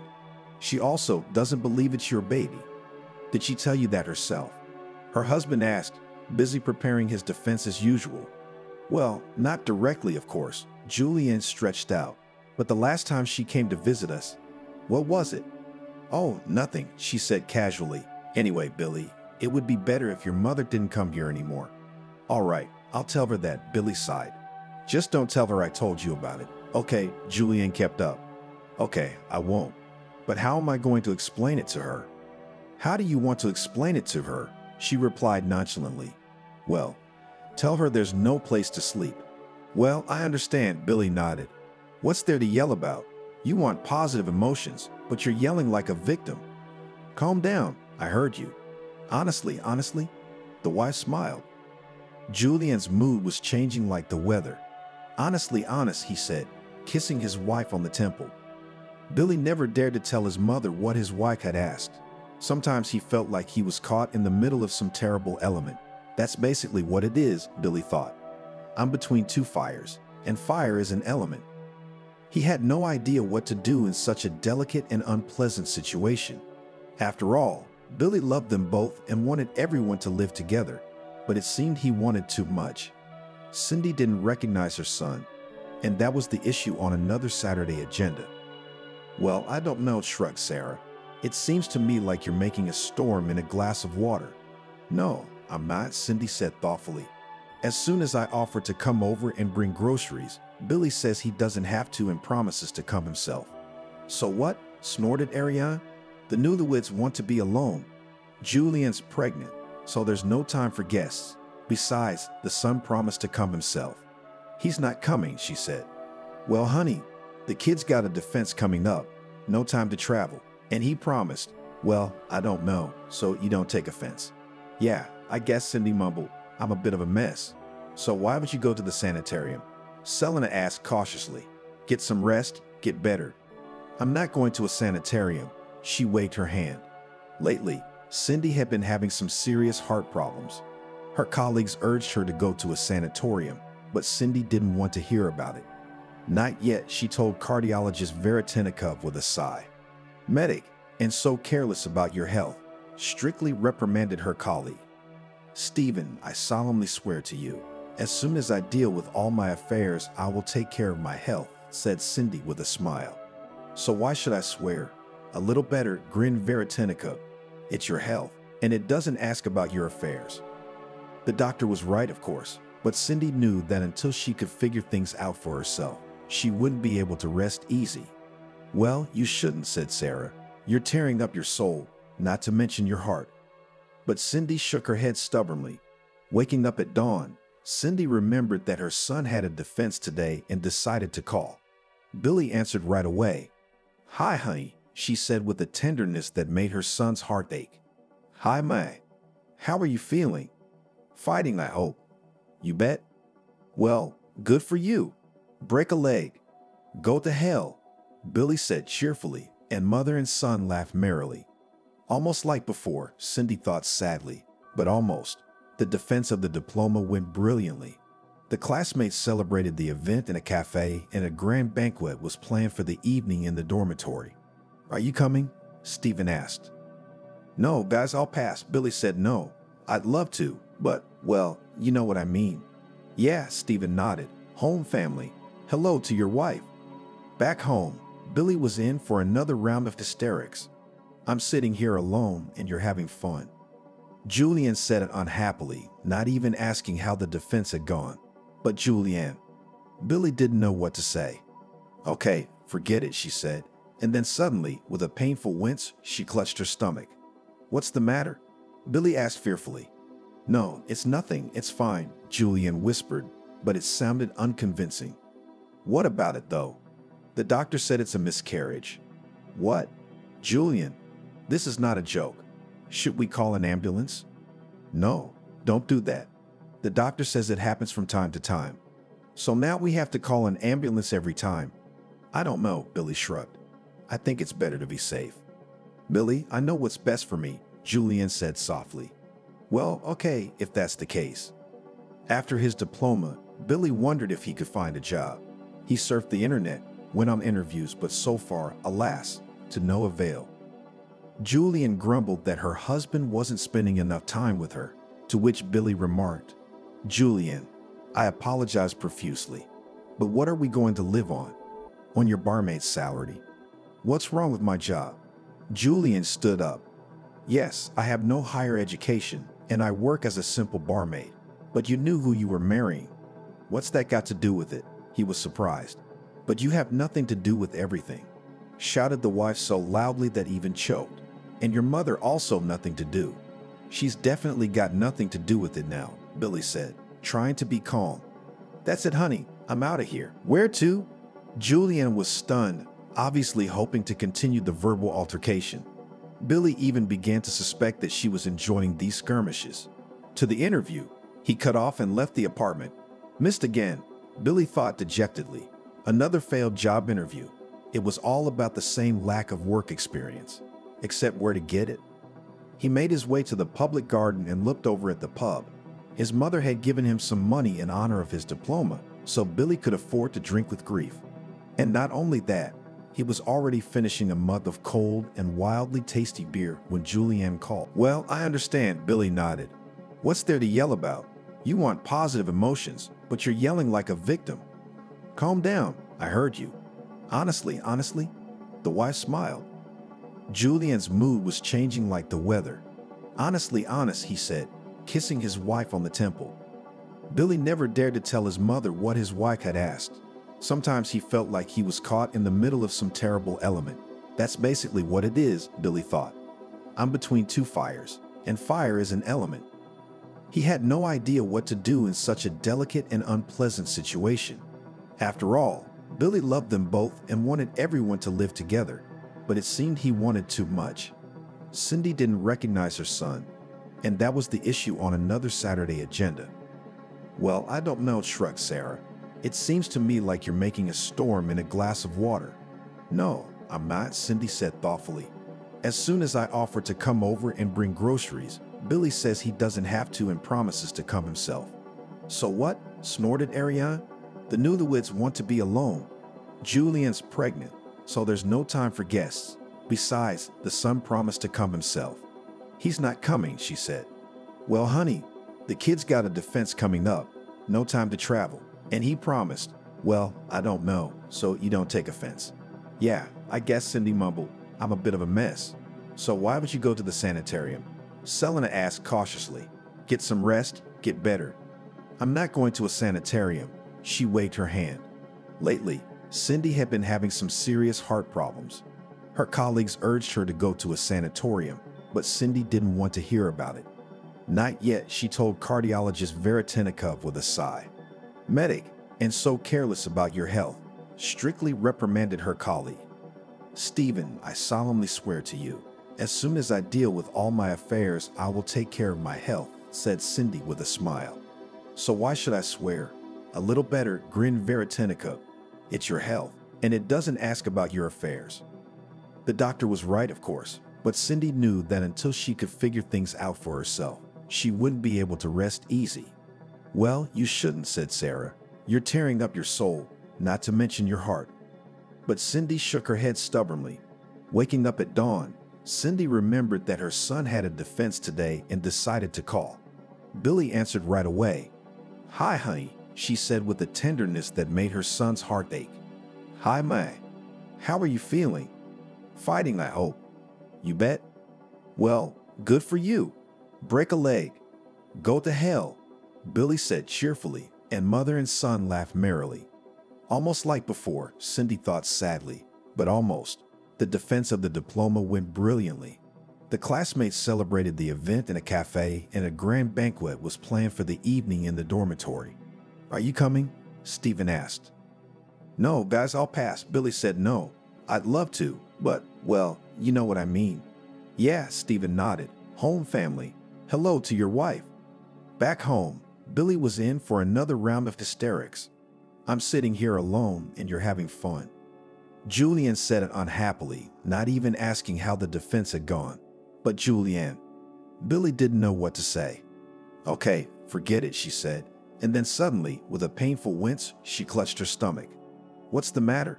Billy asked fearfully. "No, it's nothing, it's fine," Julian whispered, but it sounded unconvincing. "What about it, though?" "The doctor said it's a miscarriage." "What?" "Julian, this is not a joke. Should we call an ambulance?" "No, don't do that. The doctor says it happens from time to time." "So now we have to call an ambulance every time?" "I don't know," Billy shrugged. "I think it's better to be safe." "Billy, I know what's best for me," Julian said softly. "Well, okay, if that's the case." After his diploma, Billy wondered if he could find a job. He surfed the internet, went on interviews, but so far, alas, to no avail. Julian grumbled that her husband wasn't spending enough time with her, to which Billy remarked, "Julian, I apologize profusely, but what are we going to live on? On your barmaid's salary? What's wrong with my job?" Julian stood up. "Yes, I have no higher education, and I work as a simple barmaid, but you knew who you were marrying." "What's that got to do with it?" He was surprised. "But you have nothing to do with everything," shouted the wife so loudly that even choked. "And your mother also nothing to do." "She's definitely got nothing to do with it now," Billy said, trying to be calm. "That's it, honey. I'm out of here." Billy was already in the driveway when he got the call. It was a number he didn't recognize. "Hello, are you Billy Wesley?" the caller asked. "Well, let's say I am," he answered. "This is Anthony, a cardiologist from the Fourth City Hospital. The thing is, your mother." Billy went cold. "What's wrong with my mom?" Listening to the doctor, the boy went cold, and he hadn't realized his mother had a heart problem. "What did you even know, asshole?" reprimanded Billy to himself. Unable to contain his emotions any longer, he sobbed like a child. When Billy entered the apartment, Julian was chirping merrily on the phone, looking out the window. Normally, he would have made himself known right away, lest, God forbid, he be suspected of eavesdropping. But this time it was as if something had made Billy stop and listen to what his wife was saying. "Lucy, it's all right," she said cheerfully to her friend. "Now I'm bringing him to the fact that I'm in danger of miscarriage, and of course, showy tantrums. By the way, the idea of dinner was brilliant. Thank you." "How?" "It's very simple. Billy will come home in a week, and I'll be lying in bed, all sick. He's gonna ask me what's wrong, and I'm gonna tell him I had a miscarriage. But this sucker won't understand anything anyway. Well, of course not. I neutralized my mother." Julian suddenly turned around sharply and seeing her husband said, "I'll call you back." "Bravo." Billy nodded and slowly, with formation, struck his hands 3 times. "And why, I wondered, were you a barmaid?" "Billy, you've got it all wrong." Julian justified herself pathetically. "Oh, don't give me that." He waved his hand. "Well, you weren't lying about my mother. She's in the hospital right now. You really neutralized her to perfection." "In the hospital?" Julian whispered. "I'm sorry."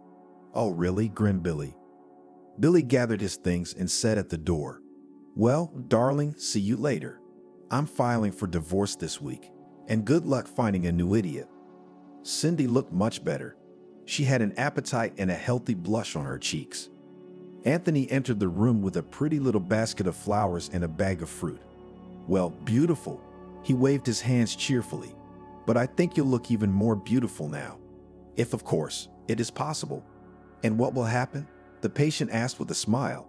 Now you will see. Anthony answered and turned to someone standing in the corridor. Please, may I? Shyly asked painfully familiar and so dear voice. Mom, I'm sorry. I was such an idiot. Billy, Cindy exclaimed and cried. Come here, I'm gonna kick your ears off. Kick your ears off, my son humbly replied.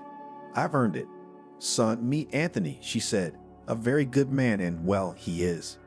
Mom, I understand everything, the son replied with a smile, looking meaningfully at the basket of flowers. And something tells me that it is he who will help you forget all your troubles. Mom, you know what I remember?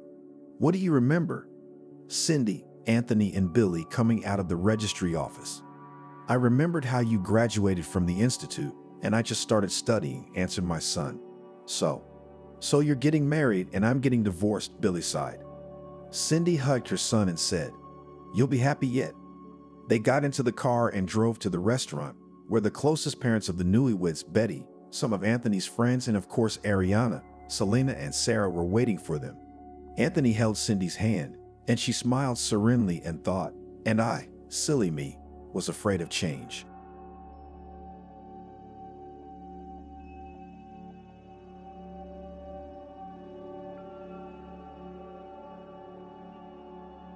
Ciara was half reclining on a comfortable chair in the corner of the dressing room.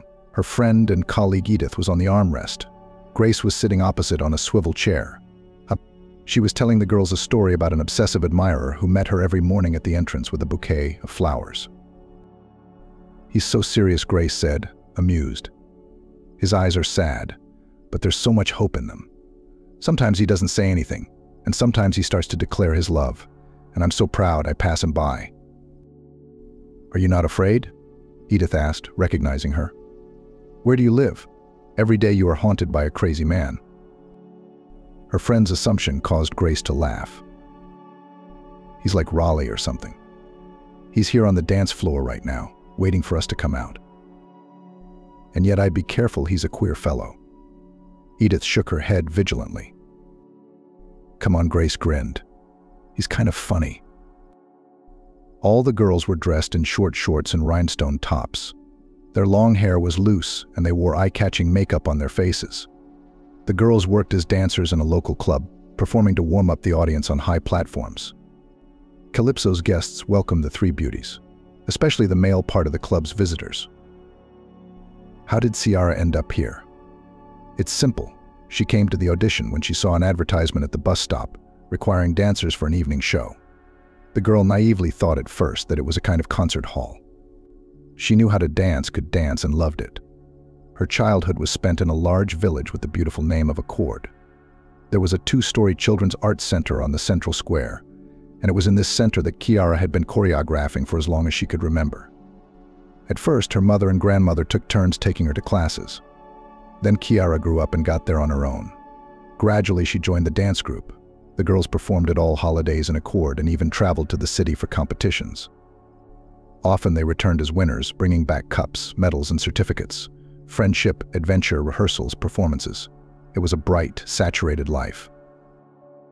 Ciara adored dancing and did not see herself as anything but a professional dancer, until she realized that her abilities, although certainly not bad, were far from perfect.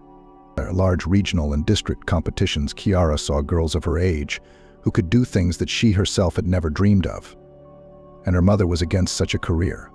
She set her daughter up for a serious profession. Well, you probably don't have enough brains to become an engineer or a lawyer, do you? My mother argued with offensive candor. But there are other options.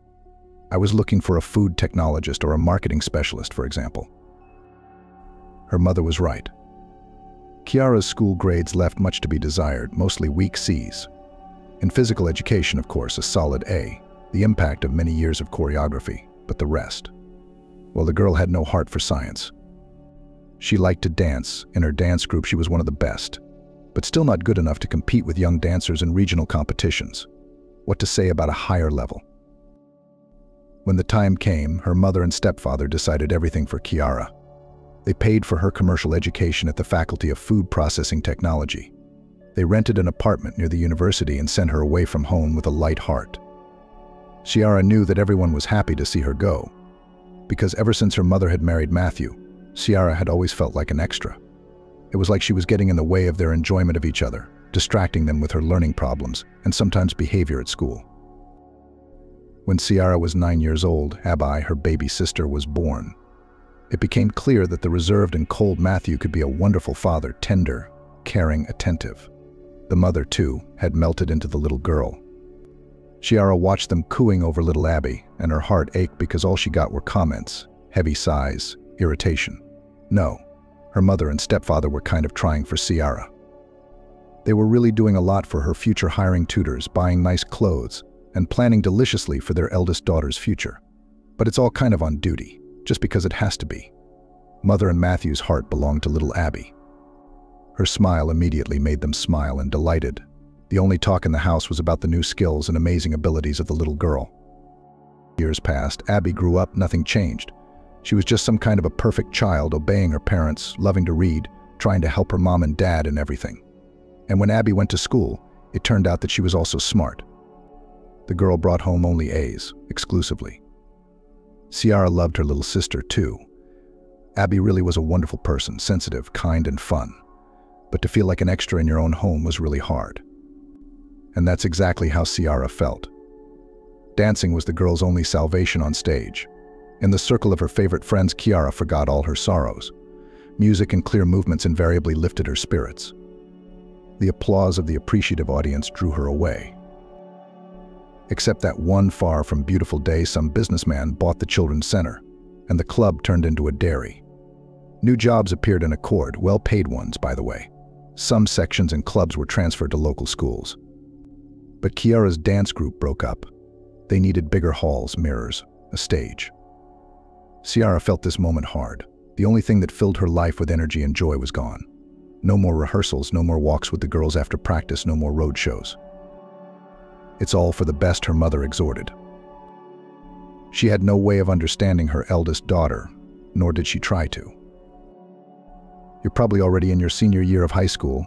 You'll be entering soon. You can't spend all day and night doing frivolous things. It's time to start studying. Matthew, who was always on his mother's side, joined in. We'll pay for you to study at the commercial department of food processing.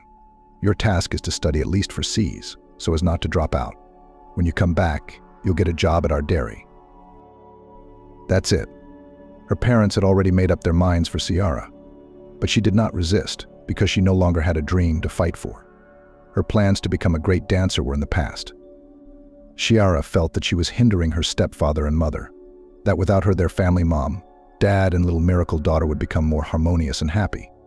So when the time came, the girl happily flew out of the nest. A new life, new acquaintances, bright impressions were waiting for her. Her stepfather transferred money to Ciara's card twice a month, which was enough only for groceries, but the girl could not complain. She realized that her parents were not millionaires to provide her with a comfortable life. They already had to pay for her studies and rent. But there were so many interesting things in the city: movies, cafes, stores with beautiful clothes, nightclubs. All these pleasures were not cheap. And Ciara, of course, couldn't afford much. She needed money. Studying didn't take much time and effort. My mother was right. The commercial department of a not very prestigious faculty didn't demand anything supernatural from its students. The main thing was not to miss lectures and attend all seminars. That's why Ciara gradually formed a clear idea in her head: she needed a job. She can study and work part-time in the evenings. Waitress, saleswoman, animator, caterer. There were plenty of jobs for students in the big city. The girl methodically wrote them out in a notebook. In the end, she had an impressive list, some of which would definitely fit. And that ad recruiting girls for a dance show, it came across by accident. Fate, no less. Of course, Ciara couldn't ignore it. The girl immediately dialed the number indicated in the ad. She was listened to and invited to the casting. Ciara arrived at the appointed time at Club Calypso. It was 3 p.m. The deserted dance floor looked really huge. Ciara was even confused at first. A scowling security guard escorted her to the dressing room. There she was given a strange costume that looked more like a swimsuit than a dance outfit. A silver skirt that looked like a wide belt, a tiny top. The girl who issued the costume realized everything by the surprised face of the young dancer. "So you don't know where you've come either?" she asked. "I told you that you should make a proper announcement. You're already so fifth. You're gonna leave now. Too bad you've got the right data, huh?" "What's the job?" Ciara decided to ask after all. It turned out that they needed girls for club dances, slim young ladies who could move beautifully.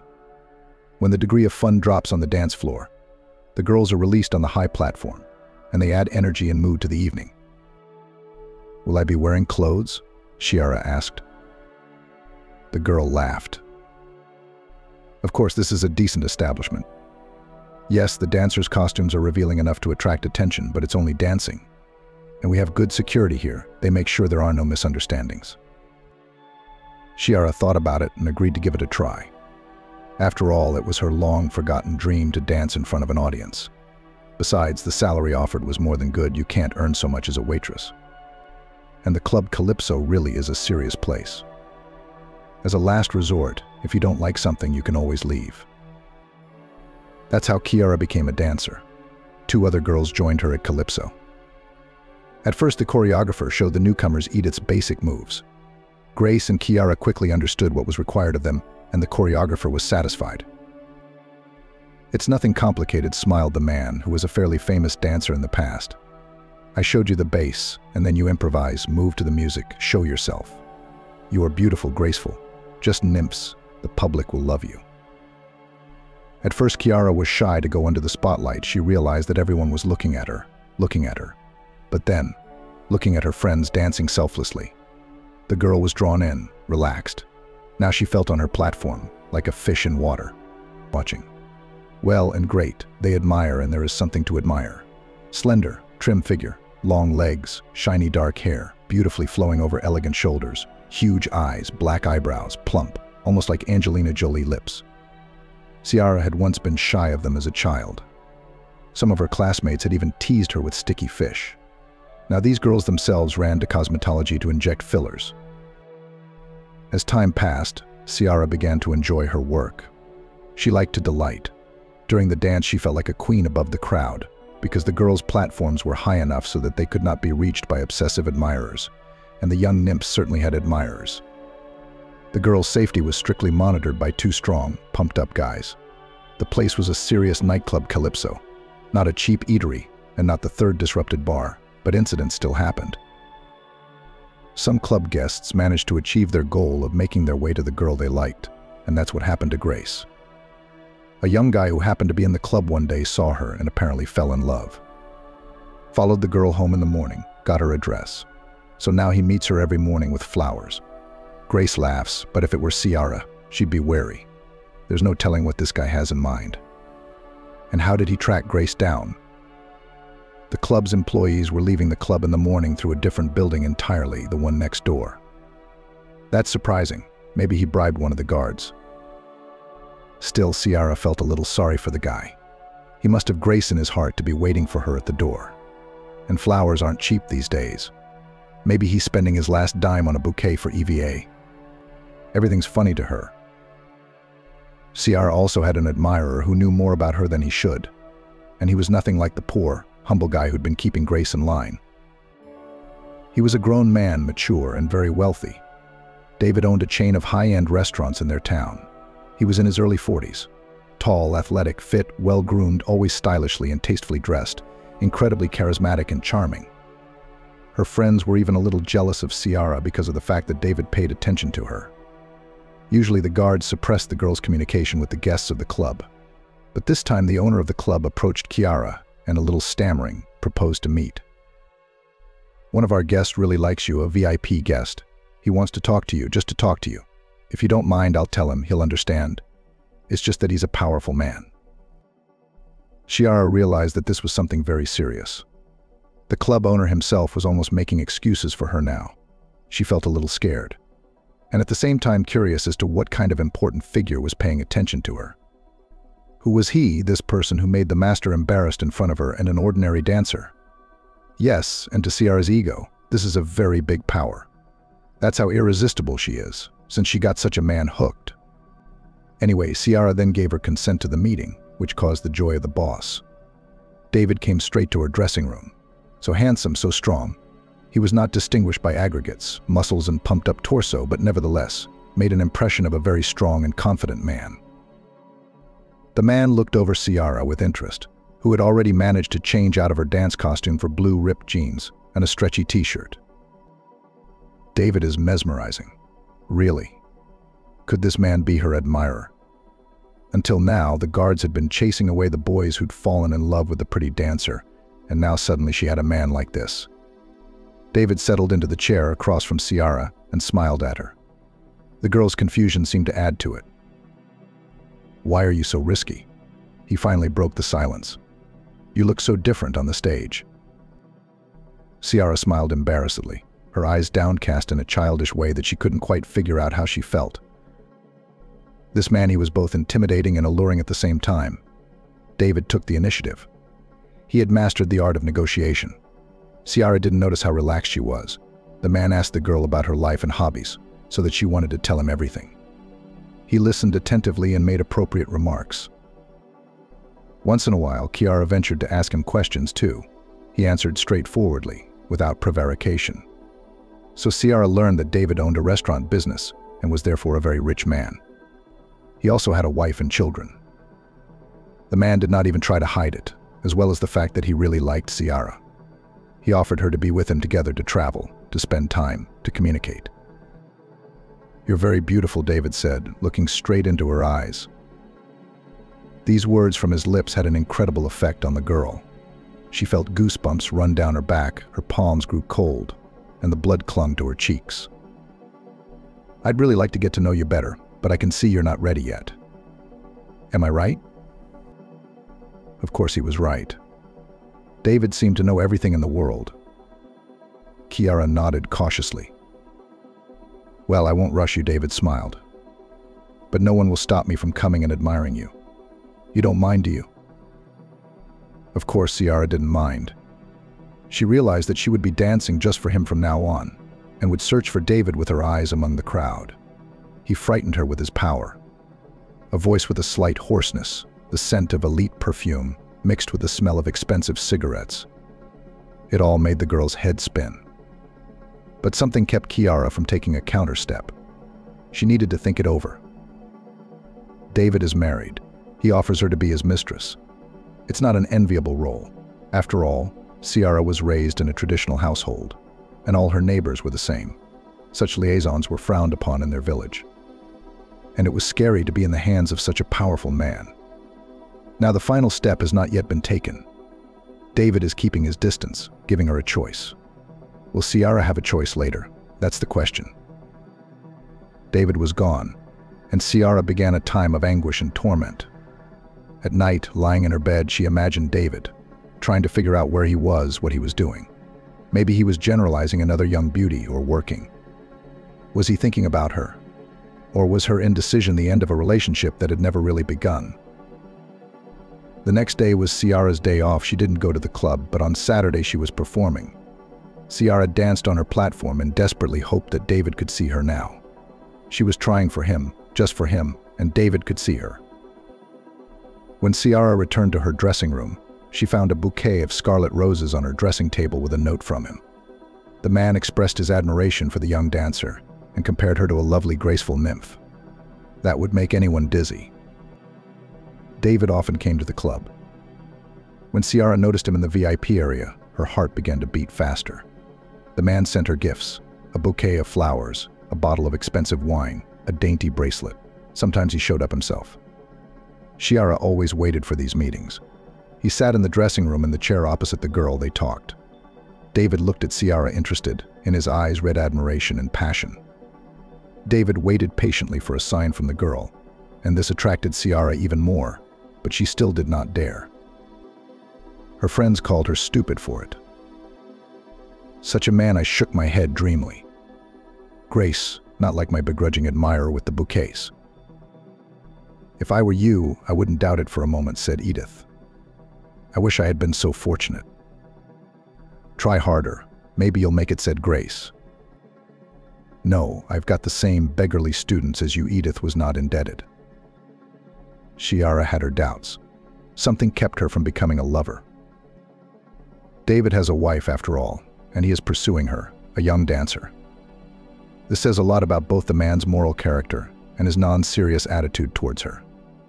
However, all this became unimportant when David sat down in the chair opposite Ciara and looked at her with his deep, dark eyes, mesmerizing as a rabbit's boa constrictor.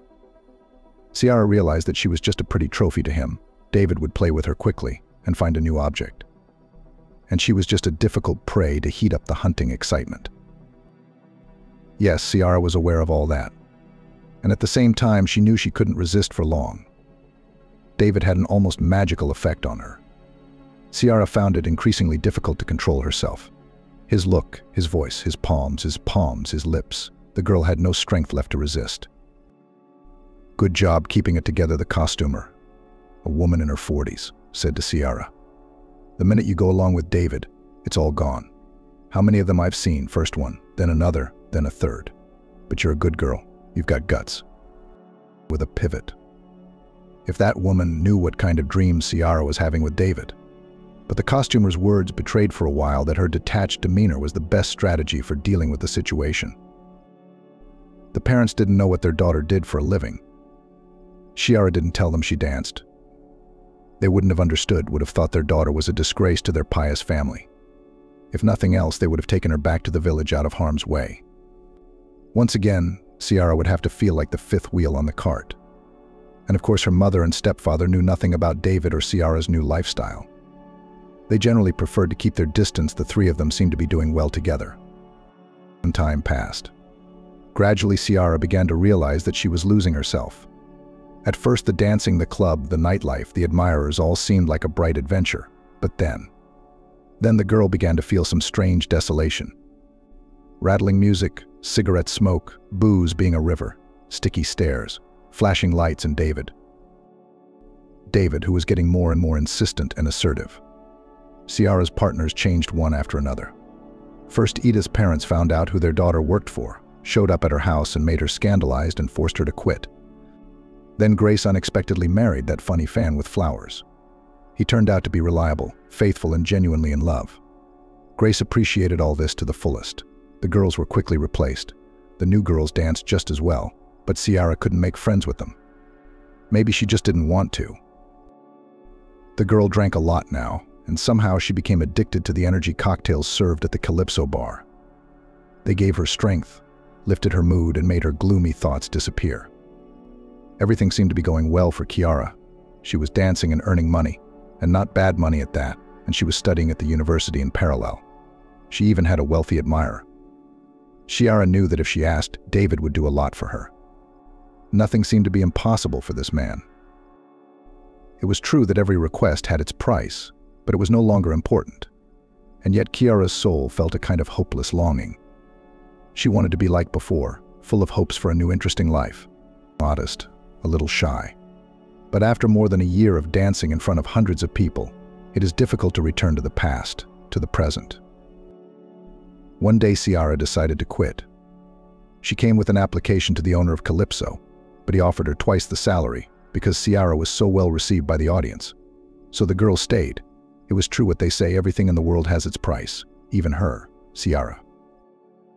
That evening the girl was coming home from university. Tomorrow was the exam. There was a counseling session today. Ciara hadn't prepared anything for it. She already had an envelope with the right amount of money on her shelf. Working at Calypso gives her the opportunity to not waste time on unnecessary studying.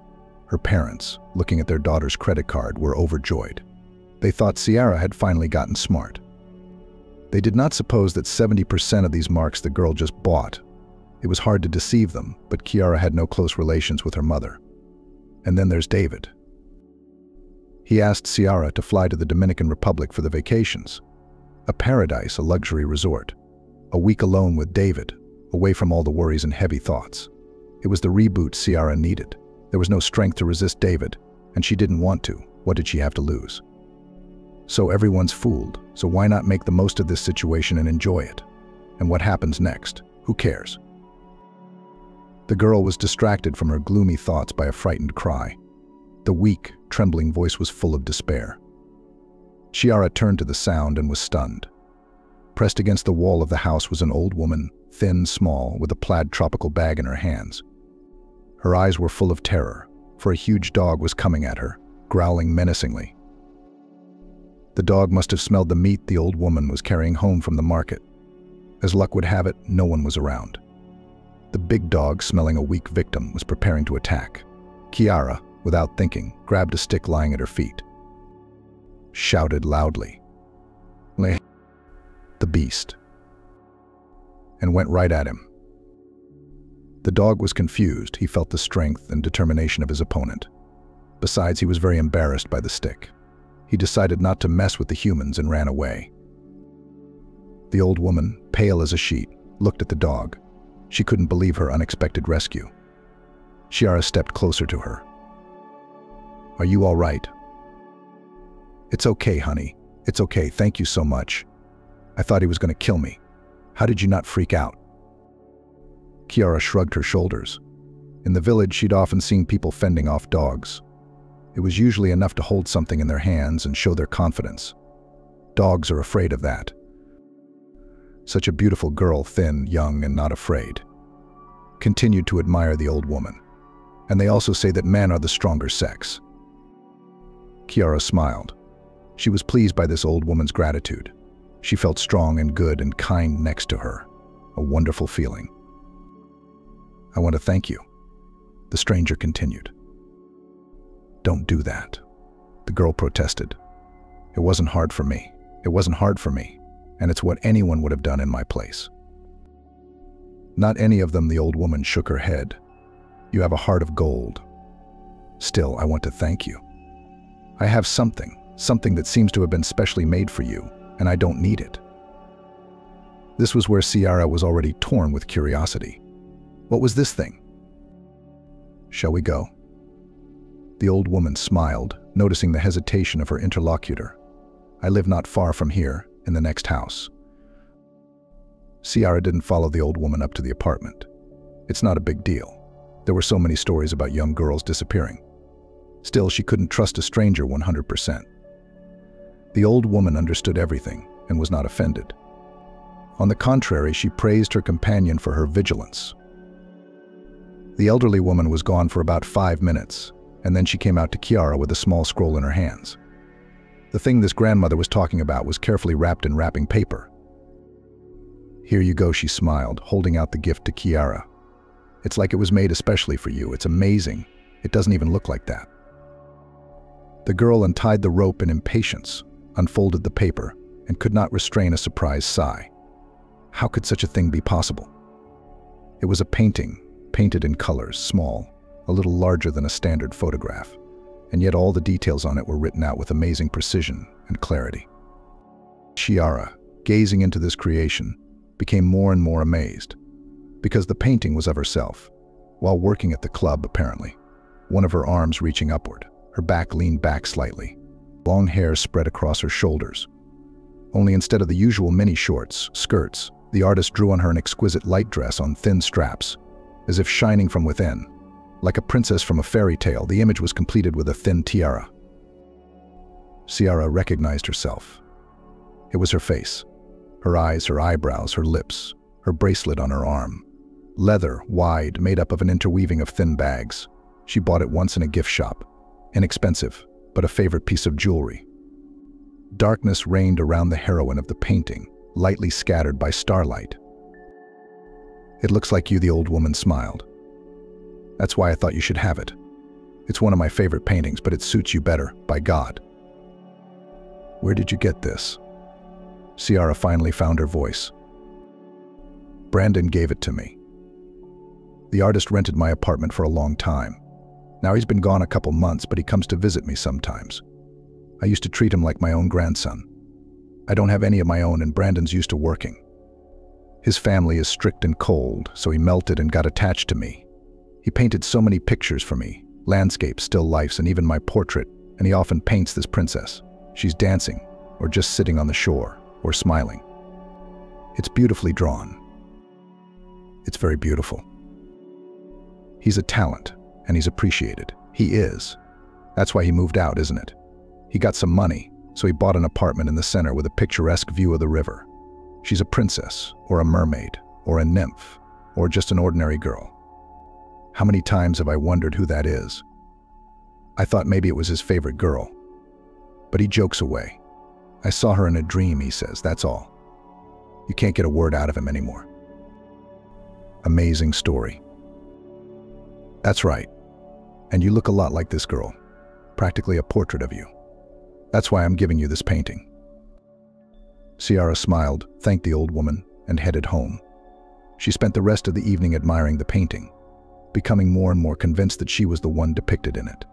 And the facial features and figures, and even the movement in which the girl froze. Everything matched.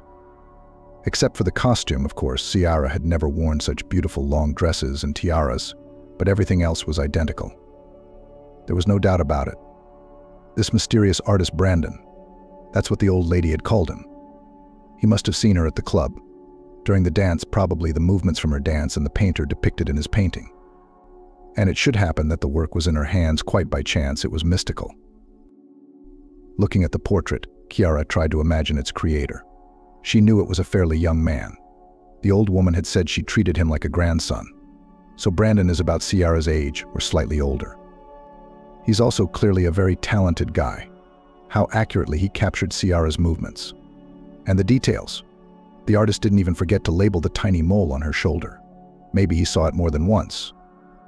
Maybe he even went to the club on purpose to get a better look at the dancer who looked like her. But he was seriously hooked. According to the old lady, Brandon often made the girl the heroine of his paintings. Ciara hesitated for a moment. Wow. Apparently she has other devoted fans besides David. Except Brandon never showed himself in any way. He remained invisible to Ciara. Remembering David, Ciara wondered. Dominica, a reliable, strong man by her side. A wonderful week ahead.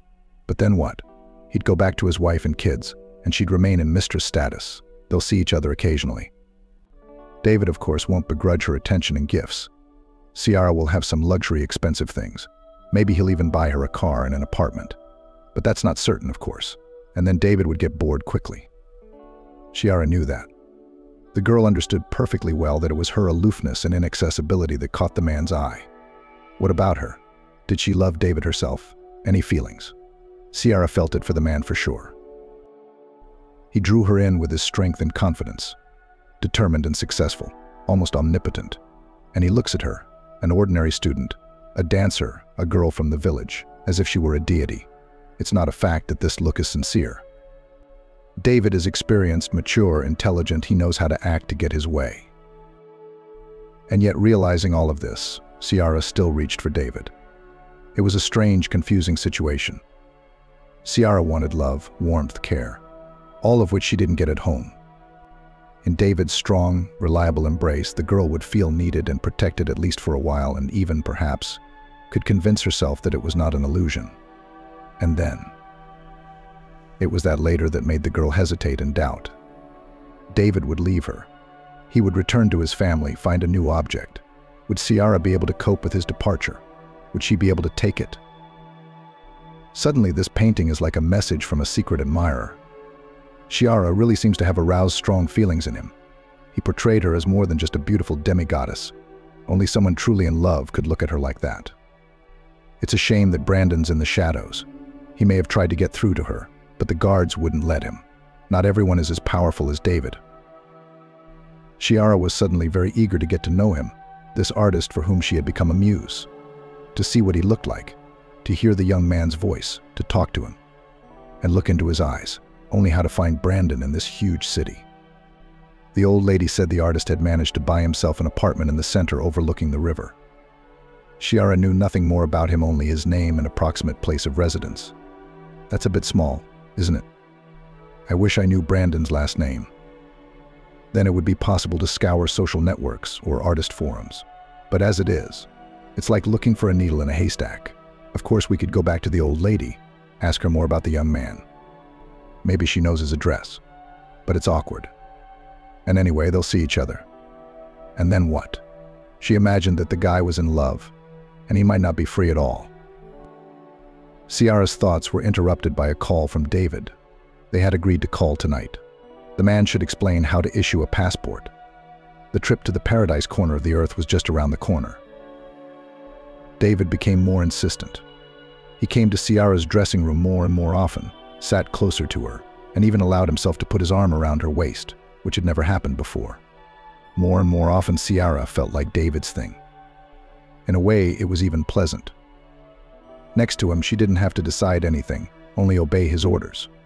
On the other hand, it was overwhelming, but Ciara couldn't push him away, couldn't refuse him. They were going on a trip, and there was already a special relationship between them. It would be a little while before they became serious. Ciara's heart was heavy. She felt like she was making a mistake by getting closer to David. This relationship would change her, and it would change her irrevocably. Booze was a good way to drown out the painful thoughts. There was more and more of it in Ciara's life. A glass of wine before bed, weekends at the bar with a beer. This trend was starting to stress Ciara out. On the other hand, everyone around her was acting the same way. And it was okay, sort of. It was an ordinary summer evening. Ciara was sitting at home, watching TV, eating ice cream, relaxing. Today was her day off. She didn't need to go to Calypso. Some acquaintances had invited her to a bar, but Ciara had declined. She wanted to be alone in peace and quiet. The loud music and the hum of people's voices was enough for her at work. Suddenly, it was as if some unknown force lifted her off the couch and forced her to pull on shorts and a t-shirt. She was going downtown. Yes, a great idea to walk alone along the waterfront. She'd look at the houses, one of which appeared to be where the very same Brandon lived. The painting now had a place of honor in the apartment, standing on Ciara's nightstand. Every time she woke up, she saw herself in the image of a beautiful princess and smiled. She felt warm and light at heart.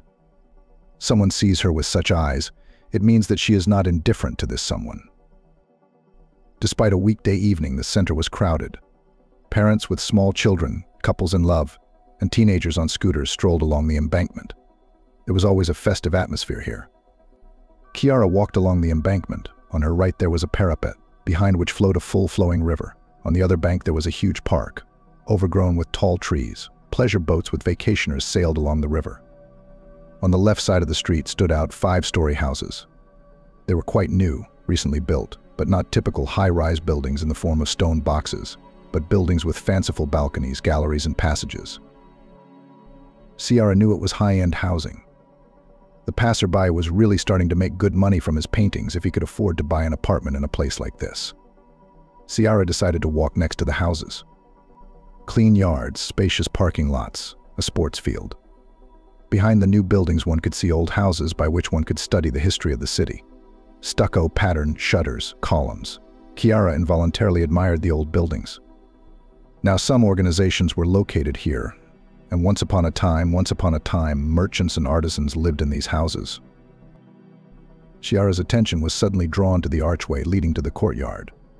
I wonder what the girl was prepared to see there. Some old monument or fountain.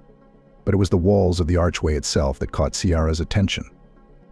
They were painted from bottom to top, and not just primitive drawings or graffiti, but images that clearly came out from under the feet of real artists. Beasts, fairy tale characters, heroes of famous movies and cartoons, wise sayings written in beautiful fonts. Ciara looked at this chronicle in admiration. What an extraordinary place.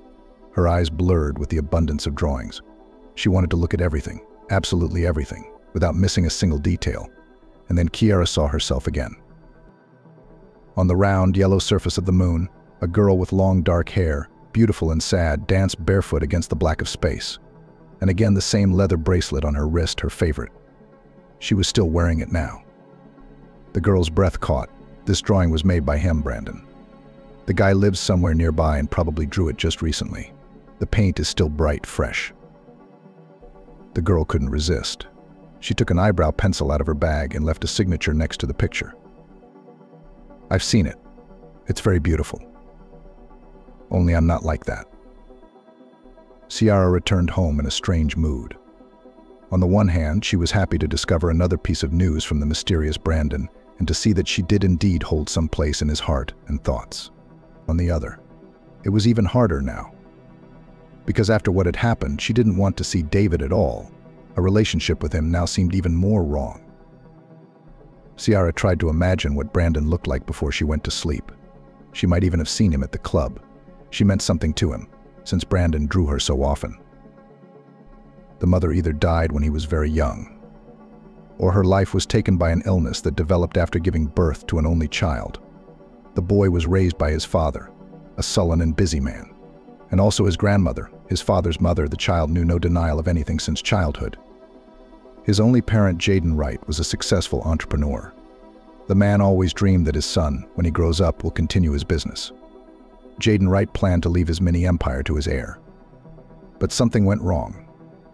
Brandon didn't live up to his father's expectations. From an early age, he was indifferent to his business. Talking about purchases, profits, stocks, subsidiaries made him sad. Jaden Wright was angry, enrolled his son in financial literacy courses and economic schools. But Brandon was always there, in the ranks of the laggards, and the boy did not try to delve into all these wisdoms. His favorite pastime was drawing. From an early age, he drew on everything he could get his hands on: paper, books, refrigerator doors, and of course wallpaper. At the same time, from under the hands of the kid came out not the usual for such age scribbles, and quite good drawings. Then the boy had albums, as well as paints, pencils, and felt tip pens. His drawings improved day by day. Everyone who saw them admired them and advised Jaden Wright to send his son to art school. But he just dismissed it. He considered drawing a dabble, something not serious. The man planned to develop his son in another direction. As a teenager, Brandon could stay in his room 24 hours a day.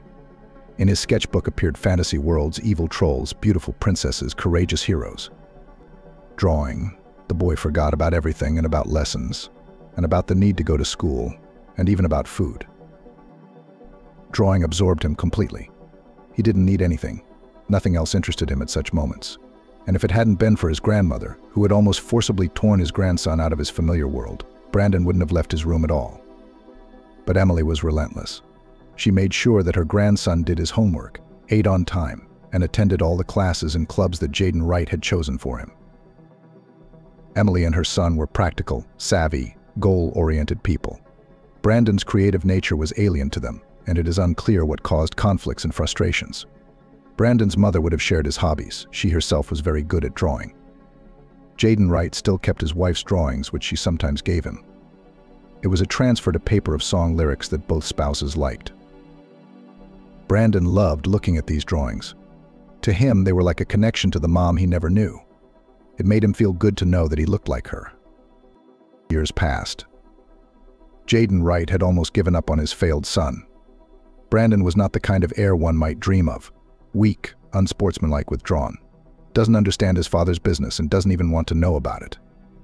He is always in the clouds, socializing with losers like himself. He doesn't think about the future, but Brandon was not much different from the sons of Jaden Wright's acquaintances. Children of rich fathers really rarely think about the future. They already know that everything will be fine. And Brandon, against the wishes of his grandmother and father, continued to develop his talent. At the age of 13, he enrolled in art school, constantly participated in some competitions and even won prizes. Jaden Wright did not particularly delve into this hobby of his son. It was not interesting to him and seemed useless. Then Brandon began to earn money. He was already painting quite professionally, and there were people willing to pay for his paintings, albeit small, but quite real money, and then more. Brandon mastered computerized drawing. He got orders. Digital illustrations were in demand in publishing houses. They were used for website design, advertising, and so on. Jaden Wright wondered how it was that his son had really learned to earn money by drawing. Really, what kind of income is there? Just pennies for pocket change. But it was his own. After high school, Brandon enrolled at the Art Institute. Although Jaden Wright had already made arrangements with the right people, and his son was expected at the prestigious Faculty of Economics. But the boy was adamant he was not interested in economics. He was not going to become the head of his father's business. I have a different way, Brandon tried to convey to his parents. What's the path there? And Jaden Wright didn't understand it. You can't make a lot of money with pictures. You're the one with the wind in your head now, and then you'll realize you were wrong. But it'll be too late. In the end, I did it my way. He was a tough character, despite his fragile exterior. And then Brandon left home altogether. Said he needed quiet and solitude. It made it easier for him to create. His father tried to offer his stubborn son money, at least for the first time. His heart was troubled for Brandon. Jaden Wright thought his son was not adapted to life, but he refused, saying that he had been earning money for a long time. The landlady accepted the young guest as her own. She was lonely. Her husband had died long ago, and God had not given them any children, so she took Brandon as her favorite grandson. Pancakes in the morning, borscht, knitted socks. The old woman enveloped the boy with comfort and attention, like a warm blanket, and it was pleasant to take care of this talented young man. Brandon did the same for Harper Clark. He carried her heavy bags from the store, helped her move furniture, repaired the faucet. He had never felt so completely accepted by his family. Brandon had high expectations that the boy couldn't and wouldn't meet. Here he was loved and accepted for who he was. Harper Clark sincerely admired the boy's work. She spent hours looking at his paintings, sometimes even gasped, not believing that such works could come out of the hands of such a young man. Brandon painted several landscapes for Harper Clark and even drew her portrait. The old woman hung it in the most prominent place on the living room wall. Brandon created custom paintings and worked for his soul. He also developed in digital painting. This activity brought a good income. At the same time, Brandon had time to study at the Art Institute, where the basic fundamentals of painting were given, thanks to which the guy honed and perfected his talent. The capable artist soon had like-minded people, the same enthusiastic painters of all ages, and with a wide range of experience. Brandon communicated with talented people of his city, organized exhibitions together with them, took part in creative evenings, went on plein airs. He had friends artists from other countries. Communication with them took place via social networks and messengers. Brandon's work, much to his own surprise, became increasingly popular. He received orders from all over the world. Now the guy had to refuse many. His work capacity was amazing. He could not sleep or eat for 24 hours, carried away by another picture. Harper often had to drag the inspirational young man into the kitchen to keep him from starving to death. But there was more to Brandon's life than work and study. With new friends, he often walked around the city, went to nature, went to the movies. In general, did everything that other people his age do. These meetings, they were a kind of reboot, a source of inspiration. Adventures, new acquaintances, beautiful landscapes.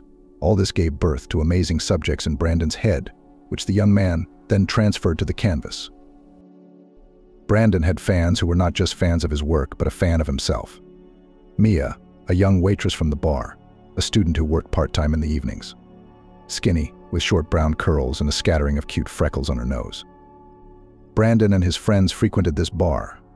If it was Mia's shift, she would rush to their table, leaving all the other customers behind, a girl looking only at Brandon. She was mesmerized by the young man's intelligent, dark eyes, in which some mysterious fire was constantly burning. She liked everything about him: appearance, movements, manner of dress, and most importantly his hands, narrow palms, long aristocratic fingers. Probably approximately so looked young Dorian Gray from the famous work of Oscar Wilde. The girl showed her affection for Brandon with all her appearance.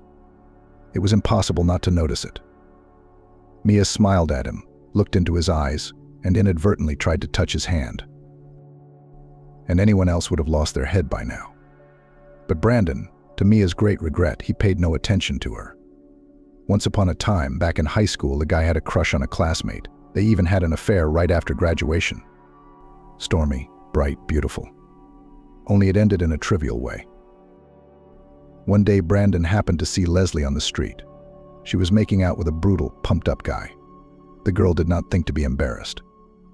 Noticing Brandon, as if nothing had happened, she introduced him to her companion and said that she was going to him because she had fallen in love and lost her head. Friends warned Brandon right away that Leslie was twirling her tail. Too superficial, impulsive, and infantile. The girl lived bright emotions. During the months of communication with Brandon, and feelings dulled. So Leslie went for a new dose of adrenaline. Since then, Brandon went into creative work and seemed to have stopped thinking about his personal life altogether. All his time was spent painting, for the time being. Until that amazing meeting in the most seemingly inappropriate place for such an event. So Brandon fully immersed himself in his work. The effect was corresponding to the guy got orders, money for his drawings of paintings, and increased demand. The young artist could even afford to buy an apartment on the waterfront, which surprised his father, who thought his son was not capable of such a thing. This neighborhood has always attracted Brandon. Cozy, unusual, beautiful. And what were the views from the window of the full-flowing river? It's a great source of inspiration for artists.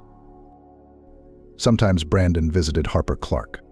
He was drawn to the warm, cozy atmosphere of her small apartment. The old lady always welcomed him with a happy smile and treated him to delicious home-cooked meals. His relatives and close people didn't understand him and constantly wanted to mold him into something else. It wasn't easy to feel his father's disappointment. The fateful meeting that so changed Brandon and his outlook on life took place on a Saturday night in February. One of the guy's buddies was having a birthday party. The birthday boy decided to celebrate at a nightclub. Not the best choice, in Brandon's opinion. The guy preferred other places of Rest Rock Bar in the city center, where local musicians gathered, cafeteria on the waterfront, a large apartment studio of one artist from their company. But the birthday boy wanted something new. Of course, Brandon had been to nightclubs before. Loud music, bright flashes of Edith and ending in strange dancing. People in different, blank faces, in different eyes, sometimes laughter, smiles, and always drinking rivers of beer, champagne, cocktails. Brandon himself didn't drink such beverages. They dulled his consciousness and gave him a headache. The guy preferred to stay sane at all times. Yes, and he saw what happens to creative people, exhaustive, inspiration in a bottle of sad history. Brandon was sitting at a table that night, indifferent to what was going on. His buddies had gone to the dance floor. Brandon was not in the mood. He was thinking about the plot of the next painting: dark sky, moon, stars, a riverbank, and crossed highlights on the surface of the water. And in the center of this landscape there had to be something beautiful. Something or someone. Something or someone. Something equally mesmerizing, harmonizing with the concept. Brandon couldn't decide what it could be. Graceful animals? A beautiful tree? The human image he was looking for just wouldn't come up. And then a romantic composition began to play. Brandon wasn't particularly fond of club music, but this one caught his ear. There was a tenderness in the melody, romantic. And all this was well combined with the bass, which added accents in the right places. Brandon noticed that the heads of those present were turned upward. He followed the people's gazes and marveled. He saw the most beautiful girl in the world. No, the guy had certainly met beauties before. He posed models, after all, a graceful figure and a cute face, and the purpose was not to surprise. But there was something particularly appealing about the girl dancing on the platform. Graceful movements, huge eyes. Even in the semi-darkness, Brandon noticed how beautifully they shone like two diamonds. The girl was dressed in short shorts, high boots, and a shiny top. At the same time, she did not look provocative. All her movements were strictly calibrated. She resembled a princess or a beautiful nymph dancing in the moonlight. Brandon realized who he would place in the center of the moonscape. It would be Ciara, the young dancer. Everyone was admiring her. He tried to memorize every detail: the curve of her dark eyebrows, the proportions of her beautiful face, the shade of her long hair flowing down her graceful back and delicate shoulders. That evening, as soon as he got home, the boy went straight to work. By morning, the sketch was ready.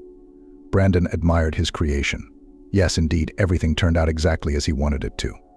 A beautiful lunar landscape of John, a nymph, a princess, graceful, delicate creatures. Brandon hadn't recognized himself since. All he could think about was the beautiful stranger from the club. The boy then went to Calypso, and more than once admired the performance of the beautiful stranger, the heroine of one of his best paintings. The canvas now adorned the wall of his room, but the lad made many copies of various sizes. Several of them had already been sold for more than a good price. Brandon was drawn to this girl more and more, but she remained out of reach. He had heard her name accidentally, when a friend had called her once. Ciara was a wonderful name. It suited the young, beautiful creature as well as possible. Brandon realized he was in love. Probably for the first time in his life, his feelings for Leslie were nothing compared to what he felt now. Brandon wanted to hear the voice, to look into her eyes. He didn't know anything about this girl, but he had a good sense of people, and even from a great distance he realized that he and Ciara were made for each other. Only how to get close to her. She's always up there, high up on the platform. Brandon realized he wouldn't dare approach her first. He'd never been a tough macho, but he didn't usually have trouble talking to people. But here he realized that if he'd been near Ciara, he wouldn't have been able to say a word out of excitement. She remained out of his reach. Beautiful, graceful, ethereal, distant and yet very close, almost kin. Brandon loved to visit Harper Clark. He liked the quiet, peaceful atmosphere of her small apartment. Every time the old woman was genuinely happy to see the former guest and tried to treat him to something homemade and tasty. Pies, pancakes, and borscht, Brandon would eat it all in both cheeks under Harper Clark's satisfied gaze. The guy gave her his paintings, and even once he drew a portrait of Harper Clark based on a photograph from his youth. She admired Brandon's work every time she saw it. "I can't believe a man can do that," she said, looking at his creations. That summer evening, Brandon came to Harper Clark's house again, bought her favorite candies at the supermarket, and went to visit. Sitting in the bright kitchen, Harper Clark in front of a plate of freshly fried, specially flavored pancakes for him. Brandon listened to the old lady's stories about her life. She had an argument with her neighbor, went to the clinic, the usual things, and suddenly, "Oh, I had an incident the other day." "I'm still reeling from it," Harper Clark admitted. "What is it?" Brandon looked up. "I'm walking home from the store tonight, and then, out of nowhere, a black dog jumps out at me. It's huge, angry, growling, coming towards me. I looked around and there's no one there, just like that. Well, that's it. I think I'm finished. The dog is rabid. Probably normal dogs don't attack people." The dog pushed the old woman back against the wall of the house. Harper Clark was retreating. When she felt the cold concrete against her back, she realized that there was nowhere else to go. She could only wait for the inevitable. Harper Clark's heart beat in her chest like a trapped bird. And there's a young girl, beautiful and very brave. She put her stick in her hands and attacked the dog. The dog smelled her strength, tucked his tail and ran away. My savior. The guardian angel must have sent her. There was no one else. Brandon smiled. The world was not without good people.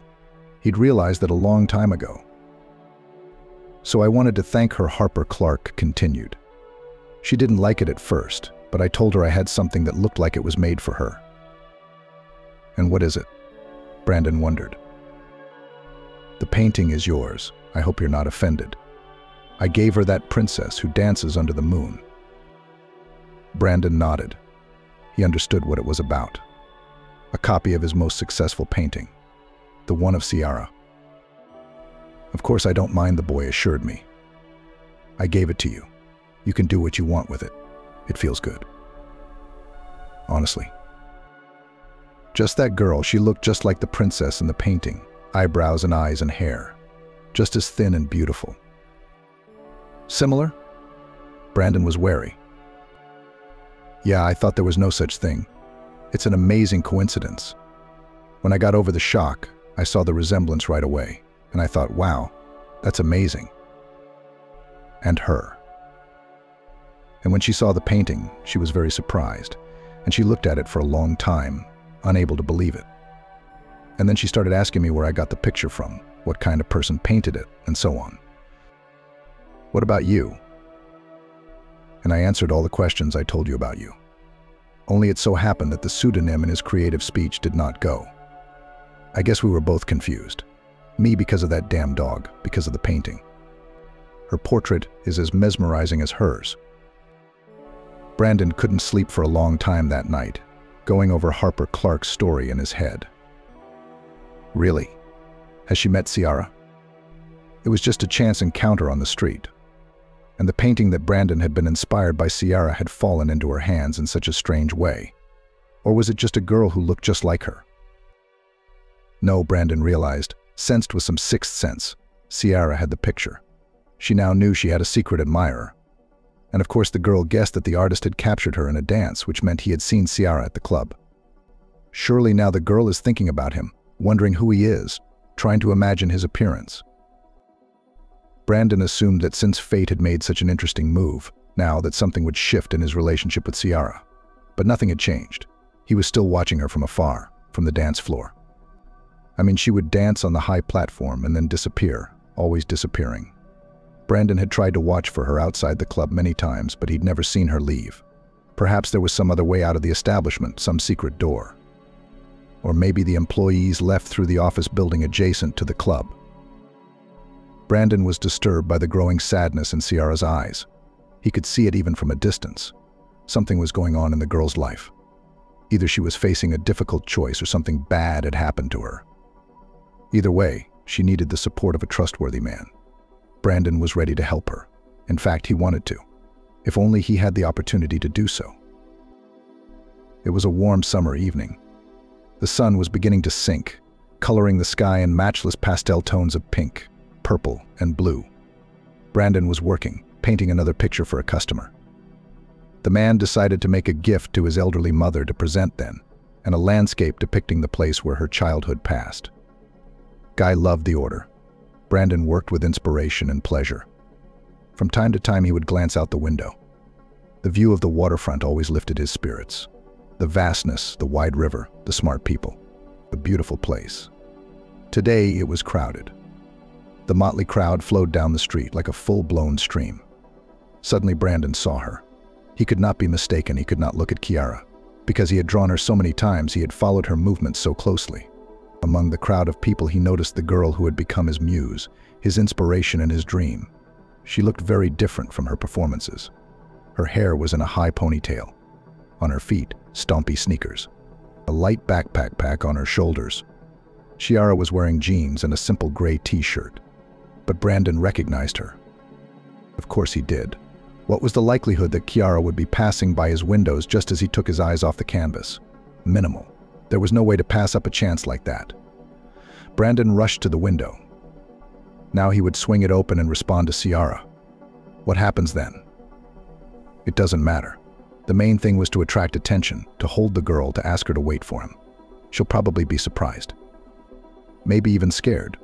But Brandon will explain everything to her. And Ciara will understand. As an artist, Brandon was a very sensitive person and understood perfectly well that he and Ciara were made for each other, as if they were halves of one whole. The damn window wouldn't open. The handle was jammed. Had this happened before? Or was I pulling it in a futile attempt to deal with the broken mechanism? It was no use. Meanwhile, Ciara was getting farther and farther away. Judging by her trajectory, she was heading for the patio. That's where the windows from the other room looked out. Brandon rushed into the bedroom, opened the window, and leaned out through the waist-high window, looking for the girl. She was about to appear. But Ciara didn't enter the courtyard. He saw her disappear into the arches of the artist's arch. It was a special place. The walls of the arch from the ground to the ceiling were painted by artists. Local and visiting painters left their mark here, painting what they liked most of all: animals, people, heroes of movies and cartoons, memorable places of the city, anything. The arch was mesmerizing, attracting, holding. Ciara would surely spend a lot of time there, as would everyone who found themselves under its arches. Brandon would make it in time, make it to her in time for sure. What luck. The young man's heart was pounding. Would he look into the eyes of the one he had dreamed of for so long? The Arcade Pirelli's creations, among others. He drew her beautiful Ciara there too. How could he not?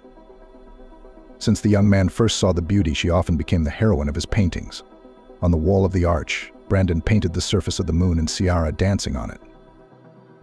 Maybe the girl will even find her portrait. And if she doesn't, Brandon will show it to her. They were about to meet. Luck seemed to favor the young man as he sprinted out onto the landing. The elevator had just arrived on his floor. A neighbor stepped out and raised his eyebrows in surprise at the sight of the troubled young man. Brandon's hands were smeared with paint, as was his long apron, which he had forgotten to take off in his haste. Yes, he must have been a sight to behold. But Brandon didn't care about that right now. He was in a hurry to get to Ciara. The guy slid into the elevator car and pressed the first floor button with force. The doors closed. The elevator rushed down. Suddenly it stopped abruptly. The car stopped between floors, frozen. In desperation, Brandon began to press all the buttons, but in vain. A moment later, the lights went out. The elevator was stuck. It had happened before in their entryway. But why now? Why was it happening now? Brandon called the dispatchers. Fortunately, his cell phone was in his apron pocket. Help showed up relatively quickly in about 20 minutes. That time seemed like an eternity to Brandon. He wanted to smash through the walls of the elevator and rush to Ciara. She was right there, only 100 meters away. Her helplessness raced into despair, but hope was also present. This could very well happen. Ciara lingered in the archway, waiting for him. When Brandon was finally released, he immediately rushed into the street. His path lay toward the archway. Someone was there. Someone was sure to be the lad heard voices. Indeed, in the archway, the guy caught a glimpse of people looking around in surprise, 2 guys and a girl. Ciara was not among them. Disappointment, sadness, pain. Brandon was hit with a whole gamut of feelings. How could this be? He walked over to the wall where he had once painted Ciara dancing on the moon, and saw the inscription that she had no doubt left behind. Ciara had written that she had seen his paintings and that she thought they were very beautiful, but the girl had also informed the guy that she wasn't like that at all. Not the way he imagines her to be. Brendan felt himself thrown into a fever. Ciara had left him a message. She knew Brendan would read it. She might come here again, or she might not. Either way, any opportunity to communicate with her should be taken. Guy pulled a black graffiti pencil out of his apron pocket and made an inscription below the one Ciara had left. He didn't even think about the content of the message. The right words were born in his head by themselves. You're the most beautiful girl in the world. The embankment under the old bridge. Ciara will find this place, she will. And that's where Brandon will leave another message for her. Without putting the matter off, the boy returned home, took paints, brushes, changed his clothes, and went to the embankment under the old bridge. It was a quiet, deserted place. It was here, on the concrete wall, that Brandon would write a message for Ciara. Or rather, he'd draw it. It's what he does best. All the more so because some unknown force was already pulling him by the hand to the wall, forcing him to create, to work, to draw. Brandon took on the task with passion. He drew the central town square, the fountain, the pyramidal poplars, the clock tower with a clock on the face. He marked the correct time. Then Brandon drew a bench, exactly like the one that stood near the fountain in that very park. And on it, on this very bench, the artist drew a girl. She sat half turned toward the audience, head slightly down, cell phone in hand. It was Ciara, dressed exactly as she was today. Jeans, sneakers, gray t-shirt. If she saw it, of course she would understand everything, but to outsiders the work would remain just a beautiful and realistic picture. Ciara will understand. If she wants to, she'll come to the park at 6 o'clock at night. And he, Brandon, would wait for her there every day from now on. Back home, Ciara took a bath, warmed up dinner, and turned on her favorite TV series. The events unfolding on the screen did not occupy the girl much. She was thinking about what she saw today, that mysterious artist Brandon. He drew her again and again in the image of a beautiful girl, not just a girl, almost a sky dweller. That must be how he sees her. It's a big mistake. The guy is clearly in love with her, and, like every lover, idealizes the girl. The artist sees her through some very different eyes. How fortunate that they are strangers in reality. Otherwise, this man would be disappointed. Apparently, he is very young and inexperienced, since he doesn't understand who she is. And she seems to be David's soon-to-be mistress. And Ciara realizes that it won't be for long. It'll be a while before David finds someone else younger, more interesting, but she's still okay with this relationship. Why? But probably she wants to feel dear to someone for a while. And David, he knows how to court. Next to him, you feel unique, special, and the only one. So what if it's all just an illusion? It doesn't matter. The upcoming trip is the step that separates Ciara from giving up on David. And she's ready to take it, was ready. The girl had already decided everything for herself, but then suddenly there was this picture in the archway. A mysterious unknown artist was trying to tell her that she was beautiful and worthy of true love. And it was at this turning point that this image caught her eye. When she saw herself in this image, she doubted again, doubted that she was doing the right thing. David's married. He'd already had an army of them like Ciara. And how many more were to come? Maybe I should just say no to David. But the tickets are already bought, the hotel's booked. Perhaps it was too late, she should have thought of it sooner. Ciara decided that tomorrow night after the exam she would go to the archway again and look at her portrait. And there, on that wonderful spot, she would make her final decision. The following evening, Ciara stood in the archway again. This is a completely unique place after all. Even the atmosphere is special. And here's her portrait. But what is it? There was a new inscription underneath it. It must have been left by the artist. Or not. Maybe someone was just kidding. That's also possible. There's a lot of people here every day. Brandon, if it was really him, asked Ciara to go down under the old bridge. This was already resembling a quest, and Ciara just couldn't help but go there. The girl, trying not to change from a quick step to a run, went to the old bridge. It was at the other end of the embankment. It was a long walk, and Ciara couldn't wait to get there. Suddenly, under the bridge, there was a solution to all her problems, a way out of the difficult situation she was in, even salvation. The passers-by looked at the pretty girl in a hurry. Ciara realized she looked a little strange, upset, anxious. Her cheeks were burning, her face was hot, but her palms and feet, on the contrary, were very cold, and she was afraid that she wouldn't find anything under the bridge. Ciara had put too much hope in this place, on the painting. Barely under the bridge, Ciara saw it immediately and exhaled with relief. That inscription, it wasn't a joke, it wasn't a hoax. She had indeed been left by the artist, and he had also painted a new picture for her. This time it was big, the whole wall. The paint was still freshly painted, and he must have finished it recently. Ciara already recognized the young man's handwork in his own special way. Realistic images emerged from his brush, as if a glow was emanating from them. Amazing talent. This time Brandon painted the central square. Ciara recognized the fountain, the clock tower, the trees. How does this guy manage to achieve such realism? Ciara could even see Edith's glare on the beady black eyes of the sparrows scampering by the fountain. And sure enough, Ciara saw herself. She was wearing the same jeans and t-shirt as yesterday, so that meant Brandon had seen her. But why hadn't he come over? Didn't dare. Poor guy thinks she's some kind of goddess, but she's just an ordinary girl who's willing to be a rich man's mistress for the sake of a good life. Yeah, it's going to be hard for her to accept David's game after all this. I wonder what Brandon wanted to say with this painting. This time the guy didn't sign anything. But Ciara realized that the plot was chosen for a reason. It contained some secret meaning. And then her gaze fell on the dial adorning the tower. 6 p.m. Could it be that Brandon was asking her to be at the park at 6 p.m.? But what day? Ciara searched the painting with her eyes for any clue and found none. Saw only the time and nothing else. The girl glanced at her watch. Just in time to get to the square by the right hour, if she took her time. Or should she just give up and go home? It's time to pack. The flight's the day after tomorrow. Ciara had never been abroad before. She's never even seen our sea. She's going on a wonderful vacation at an expensive resort. David won't deny her anything. She'll feel like a real princess, even if only for a while. But how to give up this fairy tale that appeared in her life recently and changed her so much? Ciara realized she probably wouldn't find Brandon in the park. But there was still a chance, albeit a small one. And this guy, this young artist that Ciara had never seen in her life, she cared about him. The girl wanted to know what he looked like, to hear his voice, to feel all the love he expressed for her through these paintings. Ciara arrived at the square even before the appointed time. She couldn't walk slowly, her feet carried her forward. Here was the bench from the painting. Ciara sat down on it.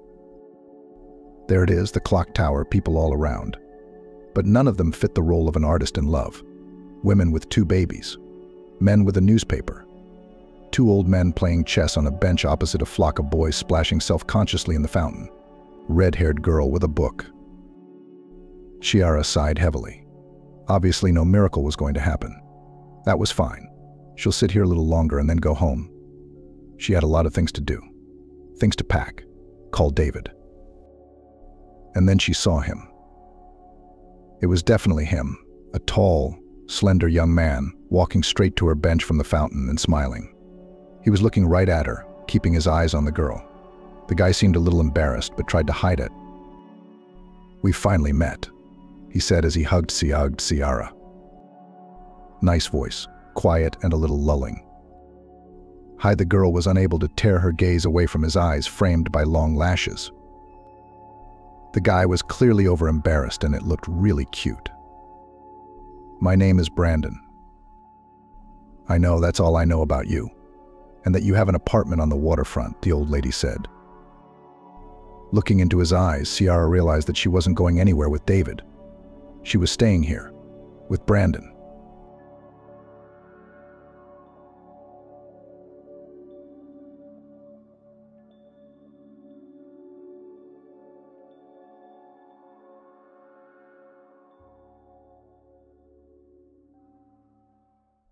When the neighbor, Aunt Zoe, asked if Mary could sleep alone tonight, I had to be honest and say she couldn't. It was frightening to look at her grandmother's empty bed, and impossible not to. The silence rang around to the point of ringing in my ears. Who invented this omen to stop the clock in the house when a person dies in it? My grandmother loved her old clock, its rustling, its sound. When Grandma brought little Mary here, the clock had been here a long time. Mary cried. The first night, Grandma sat on her bed and quietly comforted her. You see, you and I will make a good life together, like girlfriends. I have chosen the coziest corner for your bed. Doesn't the clock bother you? You hear, it soothes you. Mary quietly nudged the pendulum and cried silently. It couldn't be that Grandma was gone. When she had been told as a 6-year-old that Mommy and Daddy were dead, she hadn't believed it for a very long time. Somewhere they must be somewhere now, and therefore someday they will come. That's why she flatly refused to leave their home. She doesn't even remember why she agreed. I guess her grandmother managed to persuade her in some miraculous way. Grandma had a way of doing that. At first, Mary was still terribly afraid that she would be taken away by some of the strangers who appeared in the house after Mom and Dad disappeared. There wasn't a single evil person among them. They were just all complete strangers.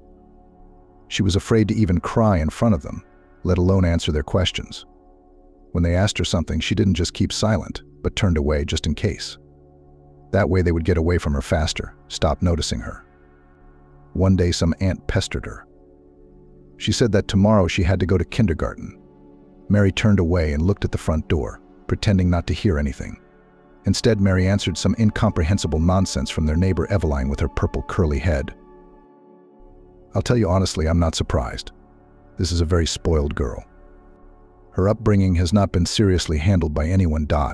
And just at that moment the front door Mary was looking at opened, and a short, thin woman in blue jeans and white, blue flowered sneakers quietly entered, who heard everything, because she immediately answered something incomprehensible too, even though no one had time to ask her. Come on, are you such a close family friend to judge this, and even more confidently express your opinion out loud? And who are you? Violet Eveline took offense. I'm Mary's grandmother, her daddy's mom. I haven't seen you around here. Grandma. Mary shouted and rushed toward the stranger before she could think of anything, just to escape Eveline. Well, hello, honey, she heard a voice above her and warm hands stroking her hair. Right. It's her daddy's mom.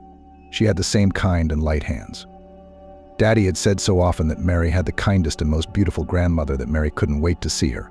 She had long ago been promised to be taken far away to another town to visit her grandmother. And now Grandma had come herself and turned out to be just that. Papa had never lied. After getting to know her grandmother, Mary immediately stopped being afraid of all the terrible fears. It turned out that she and her grandmother had no one but each other.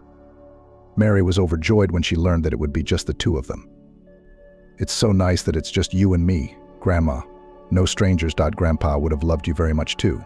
You can be sure of that, Grandma smiled. She wasn't very happy that it was just the two of them with Mary.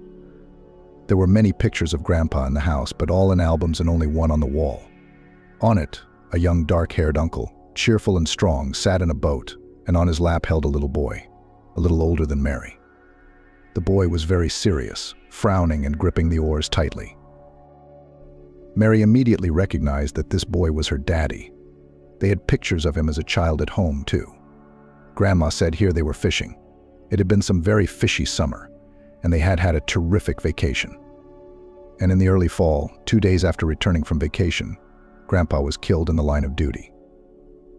Little Mary was afraid to ask what that execution was, and her grandmother didn't explain. Further family history, sad but in some ways also beautiful, grandmother revealed to the growing up Mary later. Her dad grew up and went to Dallas to study.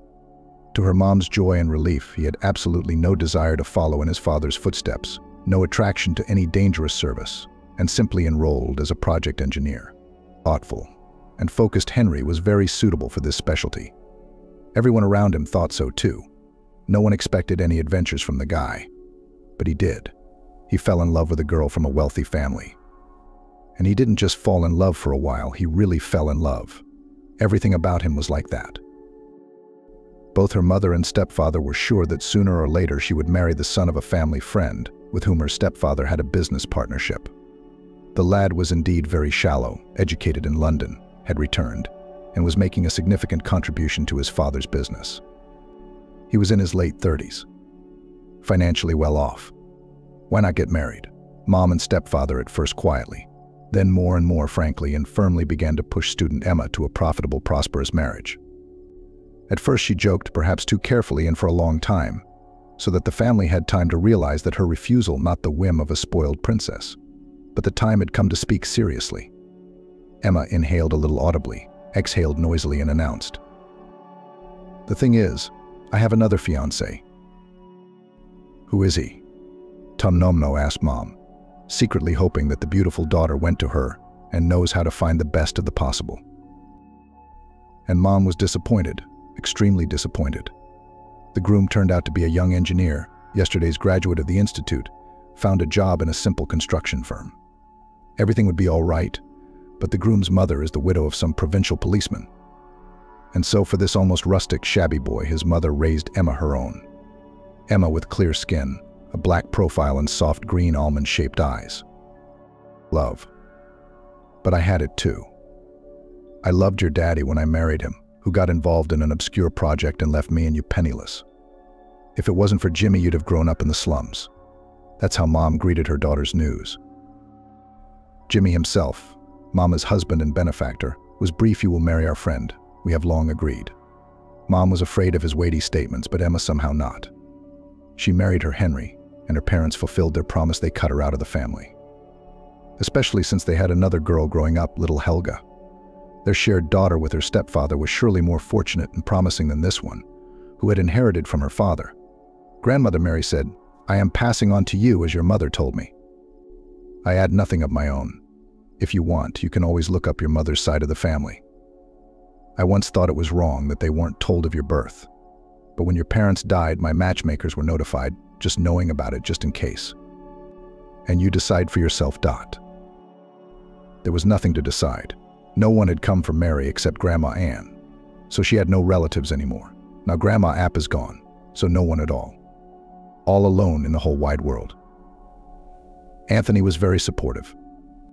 You have to move on, not mourn endlessly, so he consoled the girl and convinced her to go to Chicago. What's there to catch? He's a car mechanic, a beginner, but a good one, with excellent references. If Mary rented their apartment with his grandmother, and he added his savings, and then quickly got a job, they could easily rent a small apartment in a residential neighborhood and still have something left over to live on. Remember, I told you about my ideas before, but you were so afraid to leave your grandmother, as if you were glued to her. And now there's nothing keeping you here. There was nothing holding Mary back now. She wouldn't dare go alone to a strange, unfamiliar city. But Chicago was her mom's hometown. Plus, she'd have Anthony around to keep her company. Aunt Zoe shook her head.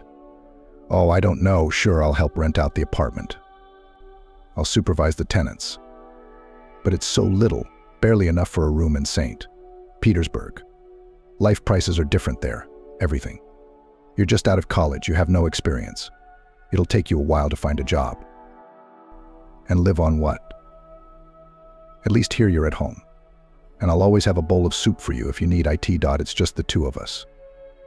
Anthony has thought of everything, made some savings, and he'll find a job with his qualifications right away. We'll certainly live no worse than here. He understands that at first it's all up to him." Aunt Zoe waved her hand back and forth. She got up from her chair, walked around the room, silently, and said, "Your business, grandmother's apartment, is yours alone. And in that sense, there is nothing to be afraid of. But I do not like these fashionable marriages without painting. It's old-fashioned. This is for guys as good and convenient. All these will live and see. Something doesn't suit us, we'll run away and share nothing. You can live with a new one every year. And for us girls, what good is that? Not a wife, not a bride. It's just a trial, temporary. And what hope is there for such a husband? Well, if only he had settled in the city, created, as they call it, a base, and then dragged you with him. But no, he decided to stick to his grandmother's apartment, to make his life easier. And maybe it would be good for you here. You have your own place anyway. And we are all our own. And Grandma Ann would probably say the same thing. You know as well as I do Dot at the tactless mention of grandmother one might have taken offense, but Mary took no offense. Grandma would have understood, she replied with conviction. Of course Grandma Ann would understand. She understood a lot more about relationships than the rest of the grown-up aunts. Mary somehow knew that for sure. The other thing was that if Grandma had been alive, Mary wouldn't have dared to move so far away from her. And now it didn't matter anymore. It was as if the stars had taken to helping Mary and Anthony. Surprisingly, quite quickly found decent tenants for a long time, a young couple with a baby. Mary prepared in advance, disassembled and neatly stacked grandmother's wrinkled things, gave them to Aunt Zoya for storage. She took only her watch with her. It's so bulky. Why do you have to bring it with you? Anthony wondered. I'll hang it in our rented apartment so I can have something of my own. Well, if that's the way you want it, let it be, Anthony agreed generously. In Chicago, too, everything worked out as planned. We quickly found both an apartment for the right price and a job for Anthony. True, the apartment was very cramped and nowhere further from the subway, and the job was on the opposite side of town. But that's not a big deal if you don't pick on the little things. Mary put things on the shelves in the closet and hung the grandmother's clock on the wall. Walked around the store at home, made some soup, and sat down at her laptop. She had to look for a job, too. Of course, she has no experience, but in college she took first places in hairdressing, creative competitions. And she has diplomas, and she agrees to the most modest salary, if only there was an opportunity to gain experience. Coming from work, Anthony several days in a row forced the same picture: a clean apartment, dinner on the stove. A focused Mary sending out her resume to salons. Anthony was staunchly against Mary working. He said that if they were saving money, they had enough, and in case of emergency, she could just raise the rent to her tenants. Summer came, and Anthony's conviction that there was no reason for her to work came in handy. Although it was a cool, windy summer with frequent rain, it was still a beautiful summer. The city no longer seemed unprincipled and gray to Mary when there was thick shade, clean greenery in the parks.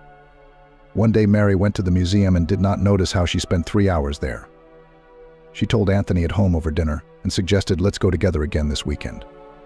I didn't have time to see and memorize everything there, and then we'll go somewhere else. Why did we come here if we can't see anything? We're here to make money. We didn't come here to spend. Anthony explained condescendingly. I can see it all later if I want to. Anthony was working hard and saving money for some important plans, which he promised to tell me about later. A neighbor on the floor, Helen, with whom Mary had become friendly, thought Mary was lucky to have Anthony. You know how infantile guys are nowadays. You've got a hard-working guy. Take my Jack, for instance. We already have Bruno for 2 years. For my husband, the main thing is his friends, his company. Friends are the center of the world. They always need to throw themselves in, help at the first call. And it doesn't matter that his wife had other plans. She's not bored with the baby either. A son is always fun. They're all selfish. Most of them are. So you're still an okay option. Although you're pretty, you could do better finding someone to take you around. But I don't think so.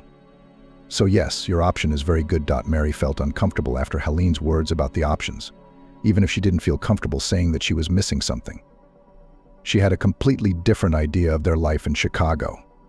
It seemed to her that they had been together for 100 years and Anthony had stopped loving her truly like he used to.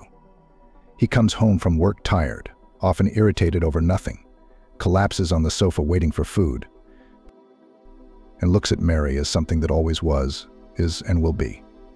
Like the central heating radiators, for example. It's true that he changes at night, especially before the weekend.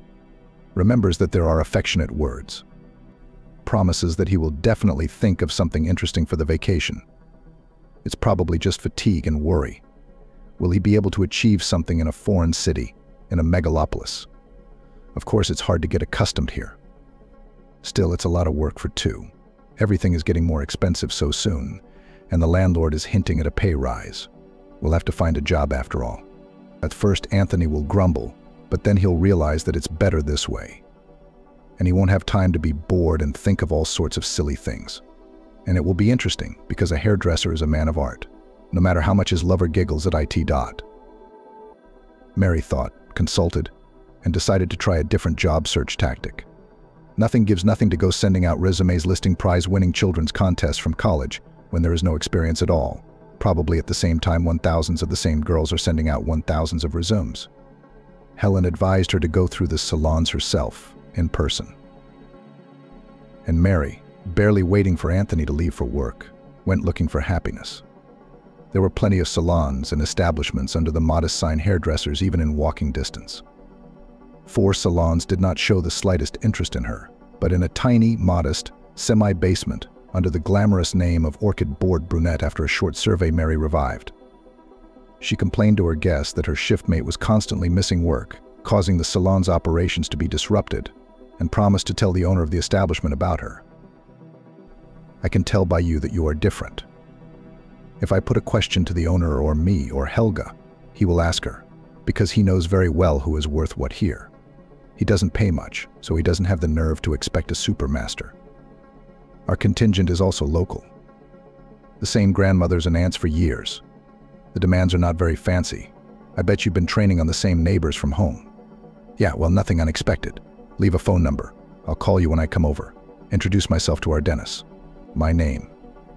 I promised to get him ready. Mary liked Kristen, and the reassurance reassured her. But for some reason the air in the semi-basement room seemed somehow musty, sickly sweet, dizzy and nauseous under her throat. She said goodbye politely and hurried outside, where she barely made it to the far corner of the house before vomiting into the grass.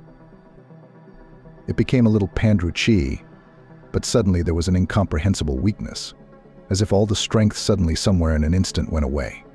Mary was even a little frightened and decided not to go home, but first to Helen to tell her the news. She was happy for her, but marveled at her pallor. Helen shook her head thoughtfully. "I don't want to scare you. It's better to just test right away and rule out the assumption. I have a test lying around somewhere in my medicine cabinet." "What kind of test?" "I don't get it, Mary." "Are you 100% sure you can't be pregnant?" "Then I'm jealous." Helen waved her hands.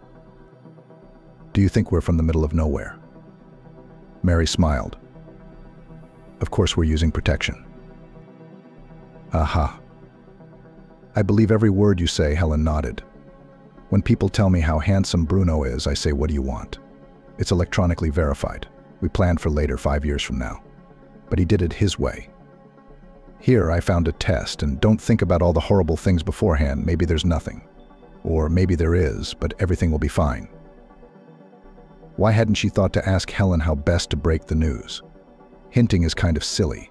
It's got to be direct. Only at the right moment, not on the doorstep, but when Anthony had eaten dinner and was resting a little. Mary waited until nightfall. And when the lights went out, she whispered in a half-whisper, "Anthony, I'm pregnant." "Are you sure?" "The smells in the barbershop made me sick. Helen gave me a test and it showed 2 stripes." "You're not kidding, are you?" Anthony stretched out peacefully. "You know I don't recognize such stupid jokes." "I'm serious. Helen told me that their Bruno showed up the same way, despite the measures. It's not that uncommon. No method can be completely, 100% trusted." Mary didn't know what to say next. She fell silent, and there was silence. Only her grandmother's clock ticked on the wall. Why was Anthony silent too? Is he gathering his thoughts? Now he would hug her, say, "Don't be afraid, we'll raise the child." I found the problem. I'll solve it. It must have been half an hour before Mary decided to speak again. "Anthony, I'm scared when you don't say anything. I don't want to say it's your fault. So why don't you go to the doctor tomorrow and find out how much it costs to get it out quickly? And I'll give you whatever you need from my savings." She heard some completely alien voice. Mary reached a shivering and frozen hand over her head, fumbled for the switch on the wall sconce, and turned on the light as if she wanted to make sure it was her Anthony. It was him. And he shaded himself from the light with his hand. "Well, what else have you decided to do to me?" "Well, you're not hysterical. Are you going to tell me you want a baby?" "But that's nonsense. Why do we need one? Especially now." Mary tried to catch his eye, but he warded it off with the palm of his hand and curved his mouth unhappily. Her ability to speak suddenly returned to her. "I didn't want anyone, because I didn't think about it. I can't abort. If there's already a child, I'll love it. My grandmother told me that my father was happy when he found out I was coming. Although he and my mom didn't have anything at the time, he just loved her very much. So he loved their baby right away. I mean me. Of course, your dad's the noble knight and I'm the scoundrel. Did you ever think that he hoped to make peace with his rich wife's family by having a child? No, that's life, baby. Mary silently slipped her feet into her flip-flops, went into the kitchen and cried, resting her head on the table. Whether her daddy was counting on it or not, he still couldn't say, "Put that away quickly, Dot." She knows he couldn't. She used to carry a small photograph of him behind the cover of her passport. There Henry and Emma are squatting, holding the handles on both sides of a tiny girl in a crimson jumpsuit. Stop whimpering, she heard a good-natured voice above her. Go to sleep tomorrow. If you are afraid yourself, I'll take you to the doctor. Well, I'm sorry about that. Soon you won't even remember it. I'm not getting rid of the baby. Of course you're in favor of creating poverty. I could have guessed that when you were picking up stray cats with kittens. Only I'm not a stray. Mary interrupted him quietly. Look, let's you sleep, calm down, and in the morning we'll talk intelligently. I'm at work tired as a dog, and here at home Brazilian series. If you want to talk without drama, call me. Mary watched in silence as Anthony raked the shelves without looking and threw his underwear and clothes into a gym bag. Don't worry, he'll play free wolf, cool down and come back. He'll ask for forgiveness. The main thing is to pretend that you are mortally offended and convinced that you'll get along just fine without him, Helen exhorted and admonished Magga. I don't need to pretend I'll get along just fine without him. If not fine, then terrible. I'll still have to get along somehow, Dot grimly assured Mary. Well, what are you getting down about? Helen continued to comfort her, not very confidently. Mary interrupted her. I'm sorry, you're the best. But you don't need any of this. He doesn't need me. I saw it last night. I don't know why I didn't see it before. No, when I was handy, he needed me. Aunt Zoe was right. If I didn't have the money from my grandmother's rent, he wouldn't have brought me here. He would have left alone, promised to come back for me, and disappeared. He's so-and-so is gone now, Dot. Mary could not stand it and burst into tears again, crying and angry with herself for crying, for not being able to linger. It was as if Helen had read her mind. That's right. Don't be shy with me. Cry as much as you need to so we'll calm down faster.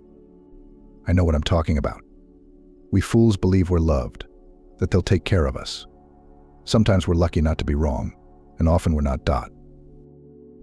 Anthony did not return. Calming down, if you could call her quiet, confused state that, Mary considered and realized there were no things left in the apartment for him to come back for. All the little things they had managed to buy in the household mattered only to Mary herself. Anthony had taken his clothes. Was he so afraid of a child that he was willing to sacrifice his comfort to live with a single friend? Mary endured a week and finally dialed his number.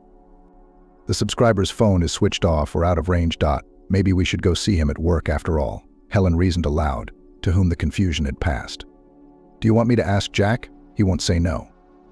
He's such a chatterbox. It's not hard for him to talk man to man. Find out at least how your Anthony is in tune. Magus raised her eyes to her. She'd lost weight, her face was drained, and her anxious green-brown eyes seemed huge on him. Maybe he's not sure yet. Do you know how cowardly they really are? Yeah, Mary smiled strained. I'm all out of money. I've gotten into an untouchable transfer from my grandmother's apartment, which I'm using to pay for this place. If I gobble up that money, I won't have anything to pay the landlord here very soon. Next month already. And Anthony knows how the money is, and he doesn't care. What have you and the baby decided? Helen asked cautiously. I don't know what to decide. I'd feed myself, no question, but the baby, how? What are we going to live on when he's born and I can't work yet? I have no one. I don't even have anyone to come to ask to babysit while I work, and I can't get rid of him. Don't look at me like that, I can't, that's all. I think it would be even worse then than it is now. Helen walked around the kitchen, looked in the spice jars for some reason and said, if your creep doesn't show up, you can always go home. At least there's all those aunts there who were friends with your grandmother there to help you out. But it's a last resort to go back without a dime. You've got a very short time. You could get a job here in Chicago. Ideally an official one, of course, with maternity leave and everything. Employers don't like that. When it's all clear, they say you got the job on purpose. But they have their own truth, you have your own. You need to live, and they don't care. But with your profession and no experience, it may not work out that way. So you've got to have something to fall back on. I'll always buy you a meal and feed you. If you don't spend your paycheck, save up some money here and go back to your town with a little money for the first time. Or maybe you'll be lucky enough to find something decent. Then you can stay in Chicago any way you want. Maybe I'm wrong, but that's what I'd do if I were you. Work first, and then we'll see. Mary thought she would too.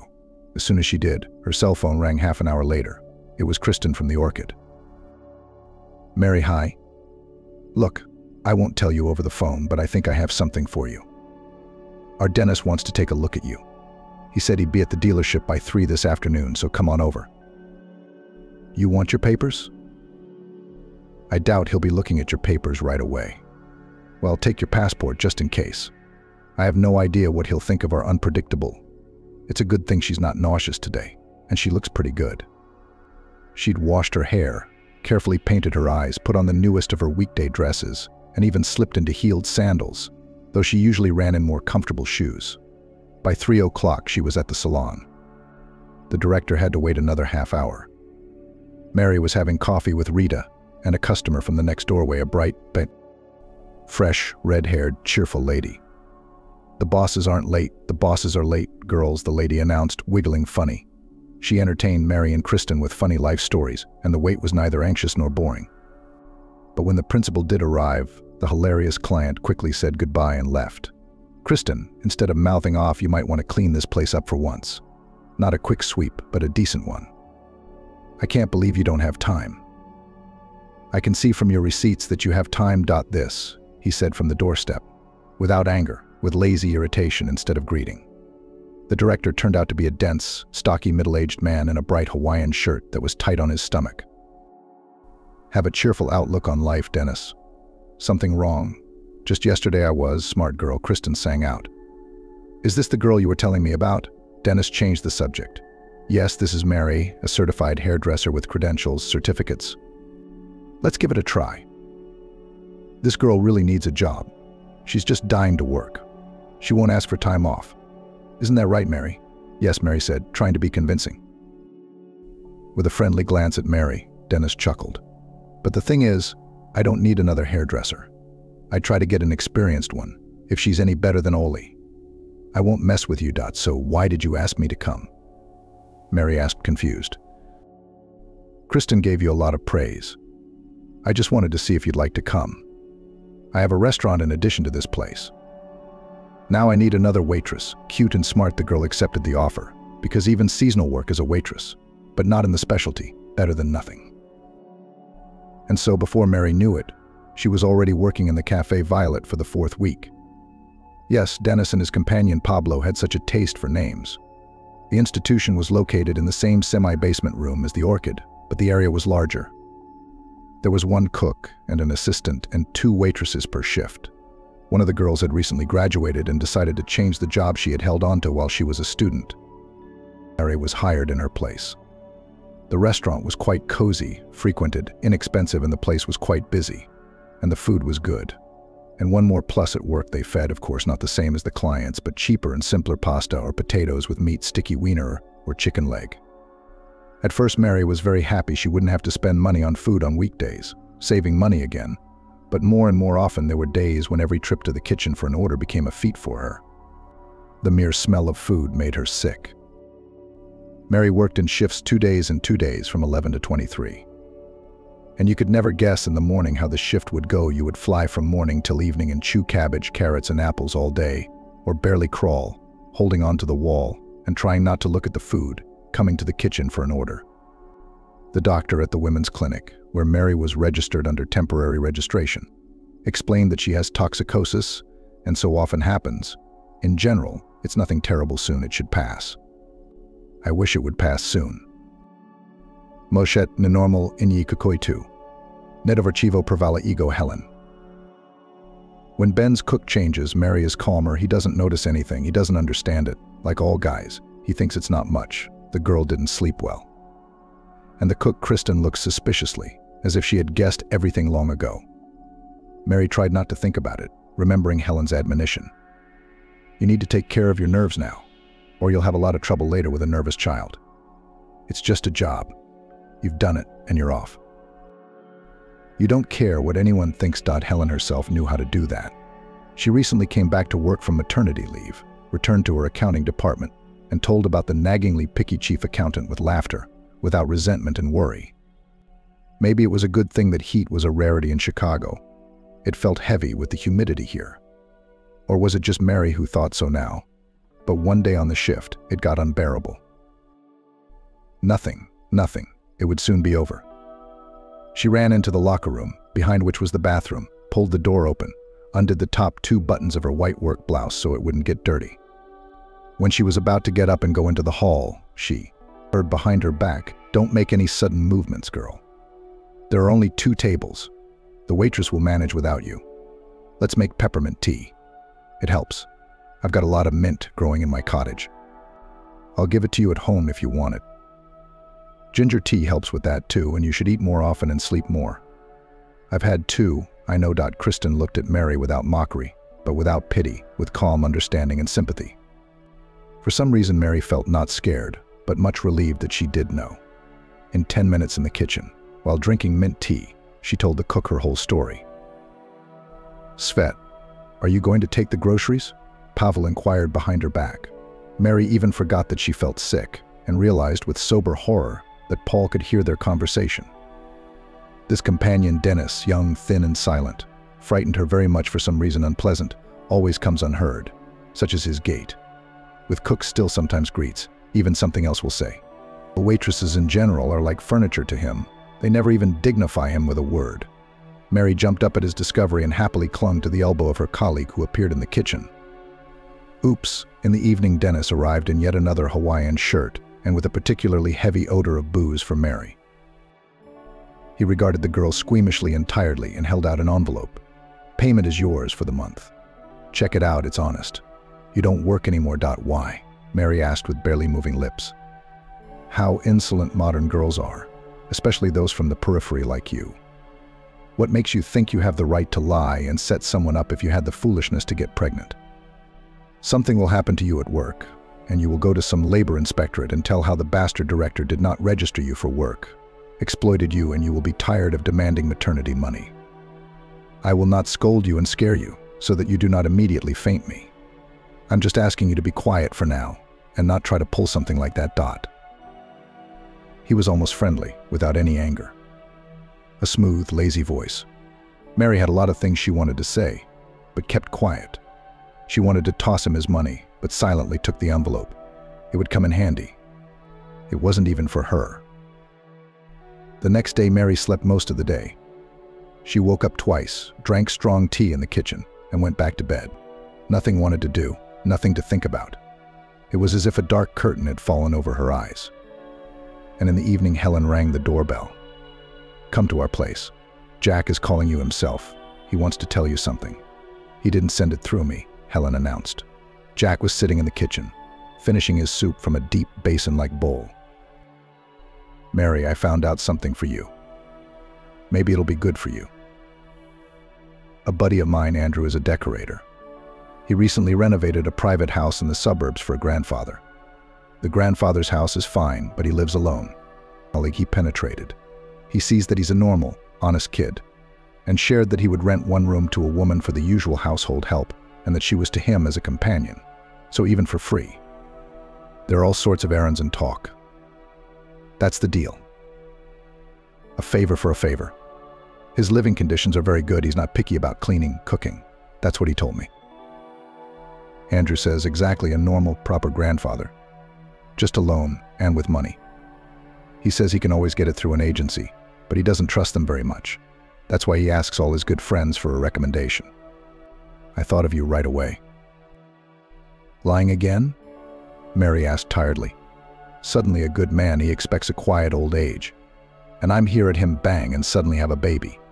And if I find a job again, how will I have time to do his errands? Then you'll have to pay for the room like you're supposed to. Let's Andrew tell him honestly that this is your situation. That's probably the right thing to do. Let him decide for himself. Mary nodded. Even Jack wanted to help her. She'd thought he hated her for being around a lot.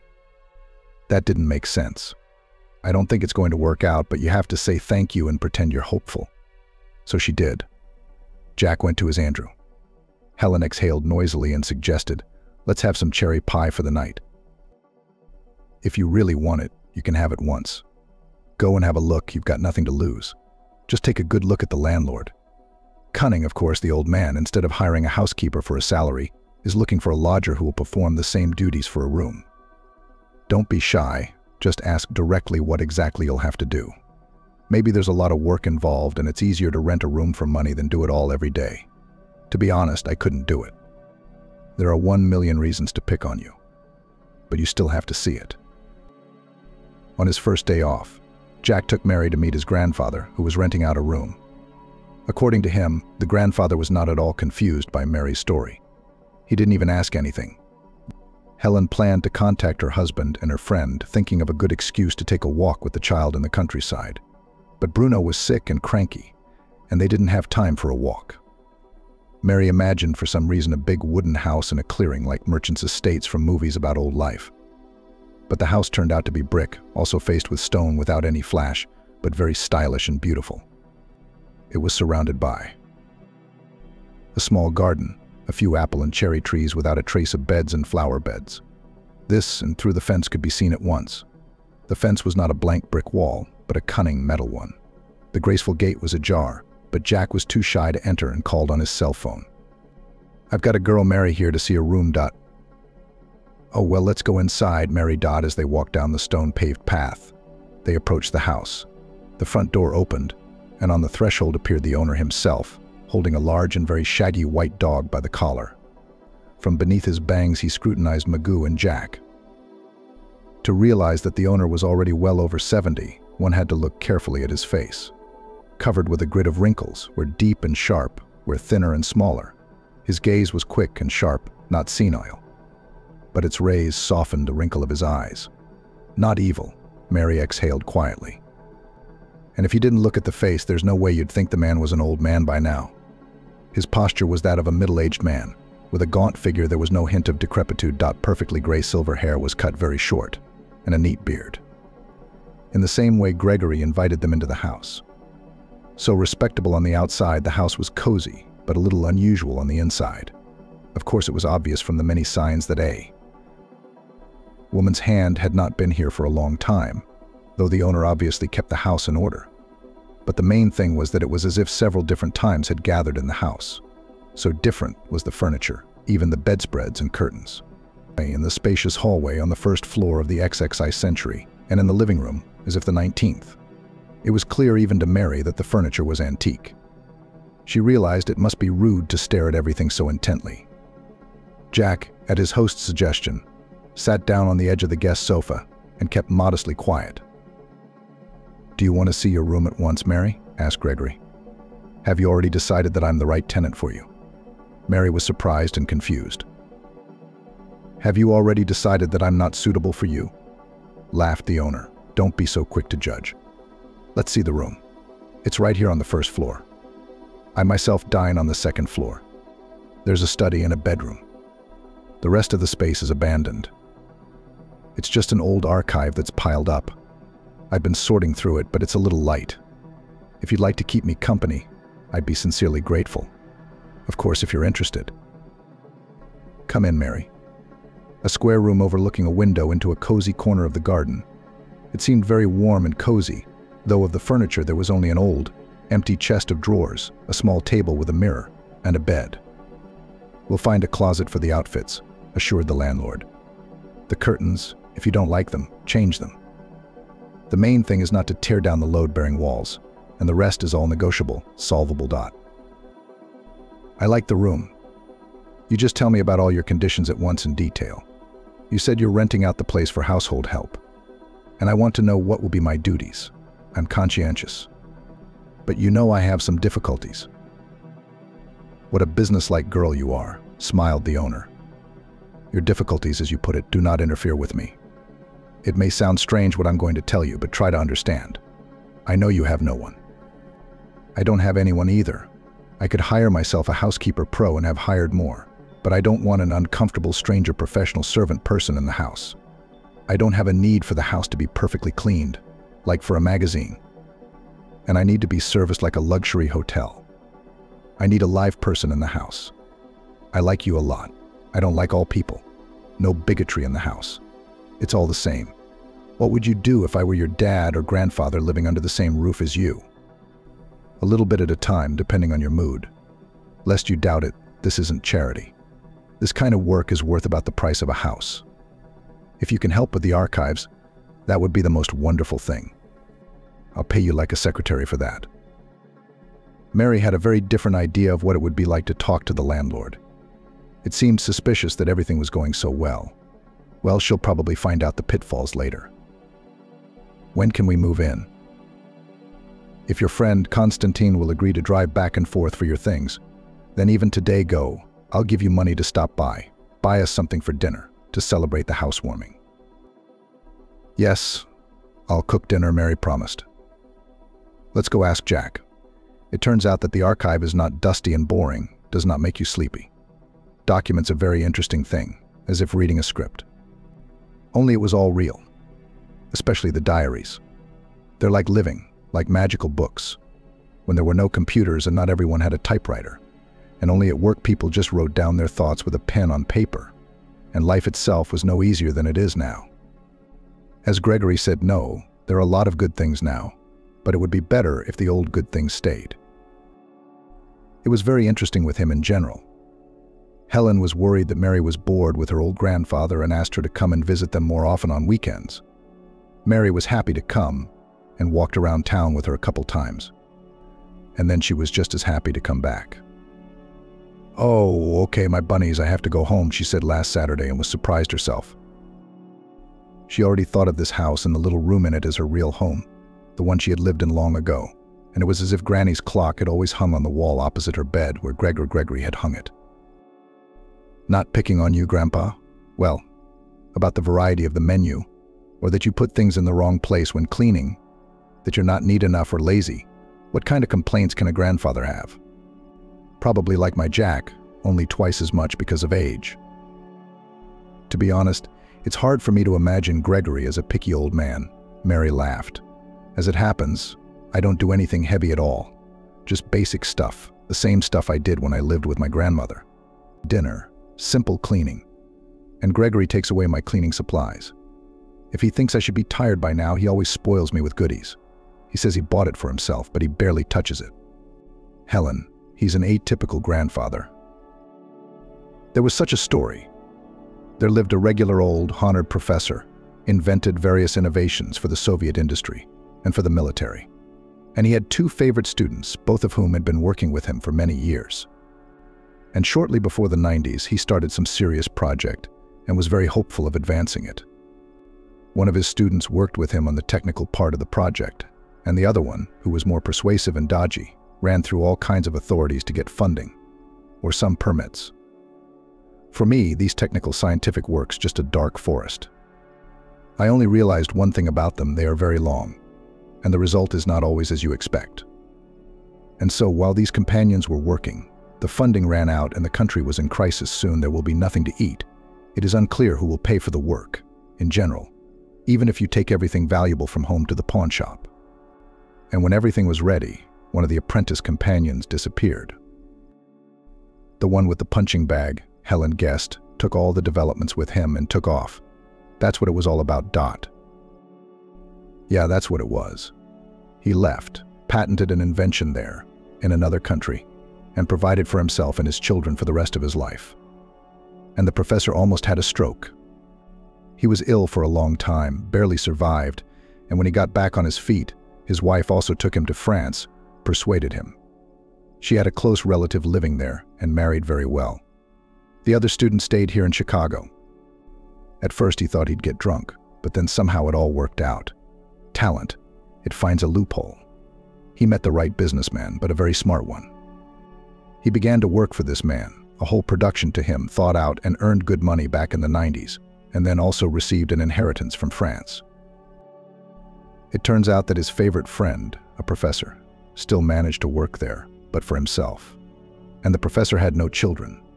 He wrote such a will half of the property to his wife, half to his student and colleague Gregory, where I live. On this old archive, which we're going through now, is the professor's. Gregory carried it around with him everywhere, since he was left his surname as well. The antique furniture was left to him. The professor and his wife could have sold it before they left.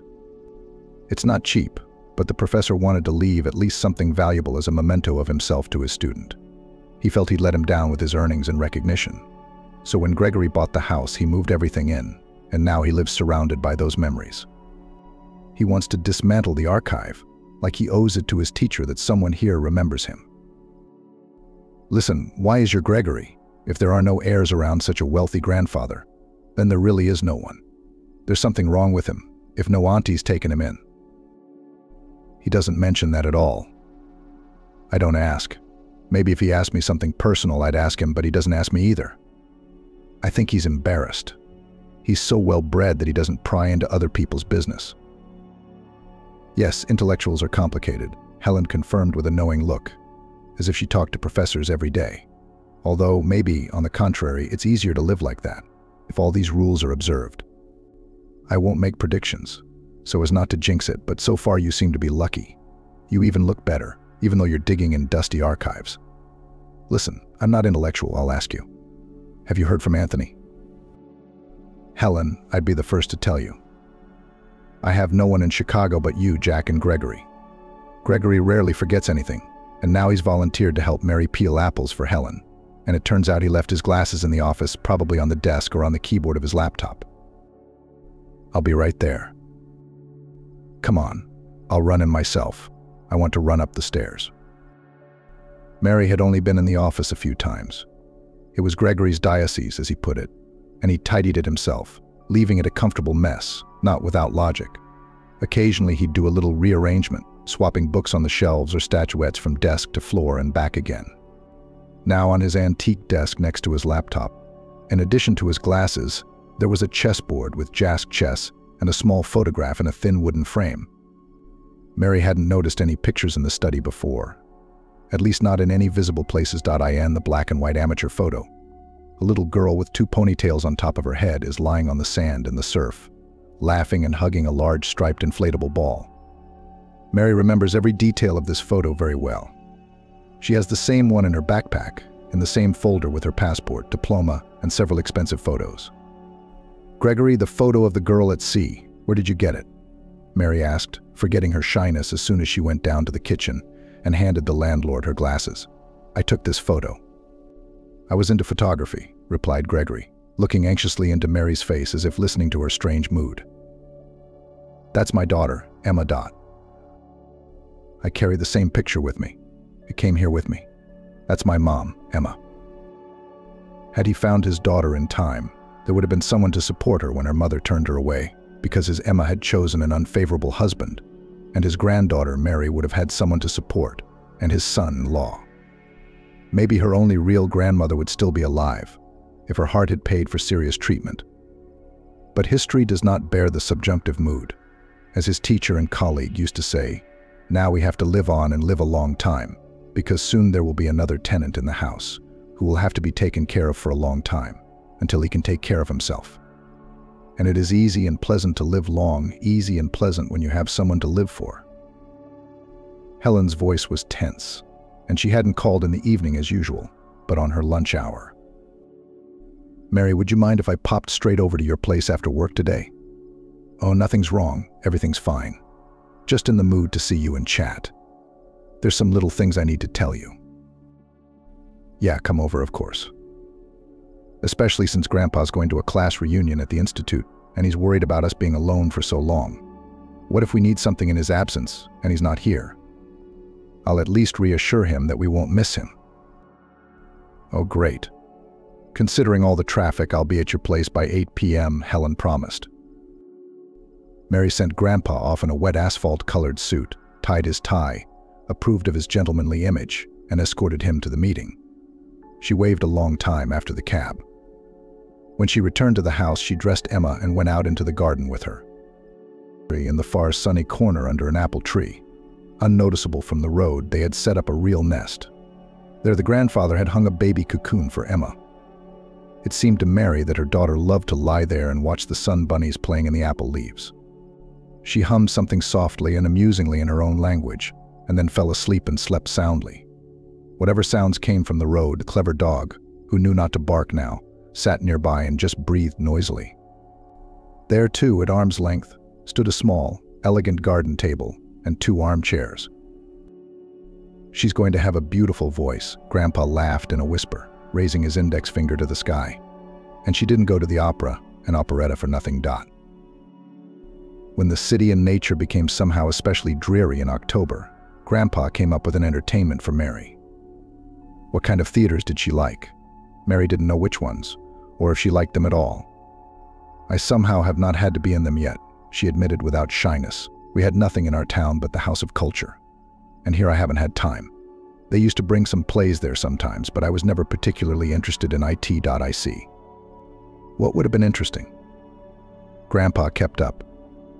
"I like music," Mary confessed, "not electronic for disco, but beautiful music that is good for thinking or remembering something.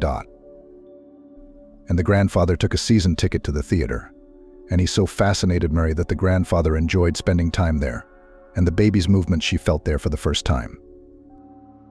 The ultrasound showed that it was a girl. Mary knew for sure a girl listens to music with her, swooning during opera arias and singing along. "You can say that I'm making it up, but Emma liked Queen of Spades the most," Mary once shared with her grandfather. He looked strangely and kept silent for about 5 minutes, like a deaf mute, as if he was talking to himself but couldn't say it out loud. Only his eyes glittered. Mary only then realized that she had not told him how she had decided to name her girl at once, as she had already called her. Emma was born in February, in a windy blizzard in the night. With balloons and flowers, 3 people greeted them from the maternity hospital: Grandpa and Helen and Jack. Jack drove them home, and it wasn't until the friends left after a small buffet that Grandpa sat down across from Mary and asked, "Maybe you did let Emma's father know she was born after all. What do you think?" "Grandpa, it's been so long since you asked anything about him at all. I thought you never would. You don't want to know anything about him? I just saw that you didn't want to talk about him, and now it's that kind of day. Maybe you'll see things differently now. It's the trouble with people like you that you judge others by your own judgment," Mary objected. "You're right in some ways, but don't forget I'm old. I've learned a few things and gotten over my naivete. Just bring me up to speed, at least briefly, while our girl is asleep." And Mary did. To her surprise, it was not at all hard for her to tell her grandfather about Anthony and how easily he had left her, as if retelling a movie or Dennis. It didn't have the slightest relevance to her anymore. She has a different life with other people in charge. Grandpa agreed with Mary. Everyone who should know about Emma's birth had already been notified. It turned out that Mary only thought the recent past had evaporated completely. She was contacted by Helen. "We had a corporate party, a purely female group of people, and the conversation turned to how hard it is to raise a child alone. I told your story about how you found your grandfather, saying that things are not always so bad. I didn't even say your name, but I told them you were my friend. The girls were surprised, happy for you and your daughter, and cheered up. It would seem that was the end of it. A day later, on Sunday, the doorbell rings. There's your ex on the doorstep, looking anxiously for you. I let him in. Or rather, I was just confused by surprise and forgot that I had to refuse the bore." I said, "What a phenomenon." Then he began to me clearly on the prepared to him script. He understands that I consider him a scoundrel. He fully agrees. He is a scoundrel, but only realized everything, and so on in the same style. Probably watched a couple shows as a guide. I sit, nodding, pretending to be touched by his remorse. He sings to me that he would have apologized to you long ago, if you had not changed your phone number and place of residence. He lost track of you, you see. And he only dared to ask me now. He was so ashamed to show up. I was too lazy to ask him tricky questions. I was so disgusted. He thinks I'm a fool. No, I don't pretend to be a smart woman, but not to that extent. I don't know how to get rid of him. Jack was on a fishing trip with Andrew, which would have been easier. Anthony started begging me, "Give me an address. At least give me a phone number." I told him I had my own life and my own business. I had no time to deal with other people's. We haven't talked for a long time. Since we separated, we were just neighbors. Maybe Mary's gone home. Why don't you go to your town if you have to? And he didn't believe me for a second. He started going, don't lie to me. I didn't do anything to hurt you, Dot. He's angry and about to threaten me, even though it's not good for him. I was lucky there was no bite and Jack got home early. So Jack kicked him out. I talked to him outside and made him promise not to come back. Helen paused for a long sip of frozen coffee, patted the dog's withers, and, without waiting for Mary to comment, continued. I'm just convinced I was from the beginning that his appearance had something to do with my chatter. And he heard about you at the corporate party, that you were living well, so he decided to try his luck and get a fat piece. It just seems like a big city. In cases like this, you find out it's small. It turns out someone always sees something, hears something, and passes it on to the wrong person. And I'm an accountant. I have a personnel department nearby. I'm friends with our personnel officer. I told her the situation, asked her to look in the profiles where the husbands of those girls who were sitting with us in the company and listening to my story work. We got in, looked at it for a short time. Only 7 of the girls were married. And my hunch was right.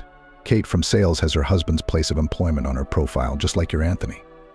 You said the name, and I remember things like that. Remember when we were laughing? It's too much of a match. Didn't I mention you were my roommate the other day? Mary, I'm sorry, and keep in mind he might show up. Oh, come on. Mary smiled, trying to be as serene as possible. You've made such a detective out of nothing, even going into the personnel records. It wasn't your fault. You couldn't have foreseen anything, you just told me in the mood. I've always loved hearing other girls' stories, too. I didn't think there was anything wrong with it. If you don't gossip, don't say nasty things behind your back, and just talk about a person, it's okay. Thank you so much for not being mad at me. I'd understand if you were mad at me. Are you going to do anything about it? What do you mean? I don't get it, Mary. Shoving my stuff in my suitcase and running off somewhere. No one came to see me. Even if Anthony somehow finds out where I live, it's not like he's going to come here. Unless you told him it's a threesome. Maybe he's picturing a mansion with columns, an alarm system, a panic button, and a couple of grim bodyguards. Yeah, I didn't mention that. Helen exhaled with a sigh of relief. Oh, I even said that you have a gorgeous dog, a sheepdog. By the way, this breed is considered unpredictable and aggressive. By the way, you do have an alarm system, don't you? Grandpa returned home lively, satisfied with the meeting with old friends. He joked, retold stories of his classmates, sent greetings from them to his granddaughter and great-granddaughter, and announced that he had missed them. Mary would not tell him about the incident with the girl's father. Not right, if only he would take care of her and Emma. He needs to be taken care of too, and there's no one else to do it but her. Of course she was scared at first, but just a little bit and at first. Anthony is not a villain or a criminal mastermind, but an ordinary selfish guy. Nothing to be afraid of at all. She'll think of something if he shows up. A month later, Mary almost forgot about the warning Helen she had no time to think about unpleasant things. Her daughter grew up, already sat in the crib and stroller, tried to sit even in a soft cocoon. When she saw the dog, she was happy and stretched her arms to him, trying to run them into his shaggy fur. Don't worry, Grandpa reassured her confidently. He understands perfectly well that it's a puppy. Helen came almost every weekend with her son, and sometimes with Jack. But Mary also had a sudden urge to go to Chicago. Grandpa was supportive. The baby's over 6 months old now. It's time for you to go out. Go out with Helen, at least just a carefree summer cafe. Moms need to rest too. Why don't you pump your milk and I'll feed just fine without you. I quietly read the literature about children and control quietly the process of cultivation and upbringing. Grandpa grinned, and Mary went to Helen's house. They did not sit in an outdoor cafe and walked around the zoo, but still had a great time. They talked about coming here with Emma very soon and showing her bigger animals than sheepdogs, which would be interesting. They talked about when Emma gets a little older, Mary is going to open up a little beauty parlor.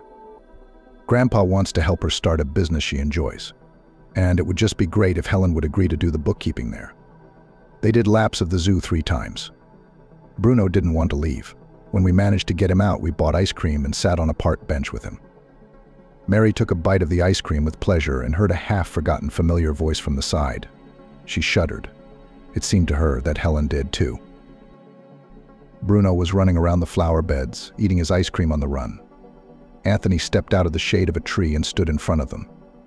"Mary, hello. We have to go." Helen rushed over. "We're late. Let's go. "I'm listening." The last kindly indifferent words were meant for Anthony. "Where's our daughter?" he asked, making a worried face. "We don't have anything of ours," Mary explained peacefully. "I'm sorry if you can. I need you, you and your daughter. It just took me a long time to realize it. I'll do anything for you. If you'll let me try to start over. Helen told you I was looking for you, didn't she?" Helen stood aside by the flower bed and listened, not even pulling away from Bruno, who was jumping around her. Mary wrinkled her nose slightly. "Very, very theatrical. I have nothing to forgive you. It was the right thing to do. Thank you for your daughter. She's beautiful." "What do you mean?" Anthony said in a muffled voice, with reproach and admiration at the same time. "I don't hold a grudge, Anthony. And I won't be filing for alimony. Don't worry. You'll still have all your savings." "Mary, don't do this to me. You couldn't have gotten over it so fast. I know you. It wouldn't have been you. People don't change that fast. And we have a daughter, and you won't even let me look at her. I know you found your grandfather, but that's not the father. I'm not giving up until you give me a chance." Now he will play the macho man who has decided to fight for his love. Mary got up from the bench, slowly walked around Anthony, lightly stroked his shoulder. She made sure he took it as a good sign, and said in the same secure, peaceful, and calm voice, "People change. People change and fast, too, when circumstances force them to. I know you're aware of my financial changes, so you're under no illusions. I'm glad I wasn't married to you by the time I found my grandfather. You can find a much better option with an inheritance, even with a child. One more piece of advice. If you decide to look for me or my daughter, in any way to let me know about myself, you know who, what, and how in the 90s earned, with whom you had to communicate. The acquaintances of my grandfather and now of me are corresponding. My grandfather owes a lot to the reputable Mr. Jacobson. If that name means anything to you, people like that don't take away their protection for no reason.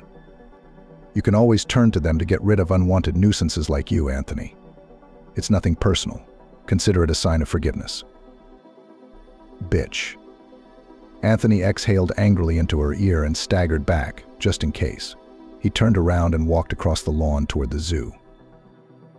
"Now he's going to disappear from the horizon," Helen said. "Listen, I wasn't expecting you. Have you really changed? I felt that I'm not alone in the world, and I've changed." "I know." "Mary, who's Jacobson? You never told me about him. Is he the guy your grandfather invented the production lines for?"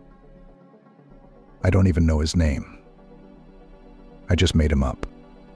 Passers-by turned around, some irritated, but most smiled. How cheerful, infectious laughter of these young, beautiful girls, and the baby runs around them so happy. Jack came to pick them up, as arranged. "Oh, I could hardly get through the traffic," he exhaled. "Can you imagine? Some uncle jumped up to Andrew and me while we were fishing and began to claim with a pompous attitude that we had taken his permanent place. That's the first time that's ever happened. And you know me, if he'd asked nicely, we'd have left.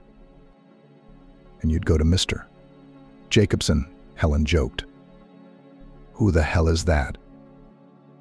"No idea. We just made him up. He's supposed to be a powerful friend of my grandfather's." "Oh, girls, you're so grown up with children and you're still joking. I'll tell my grandfather that you've invented some dubious acquaintances." The group of people, laughing and smiling, continued walking through the park.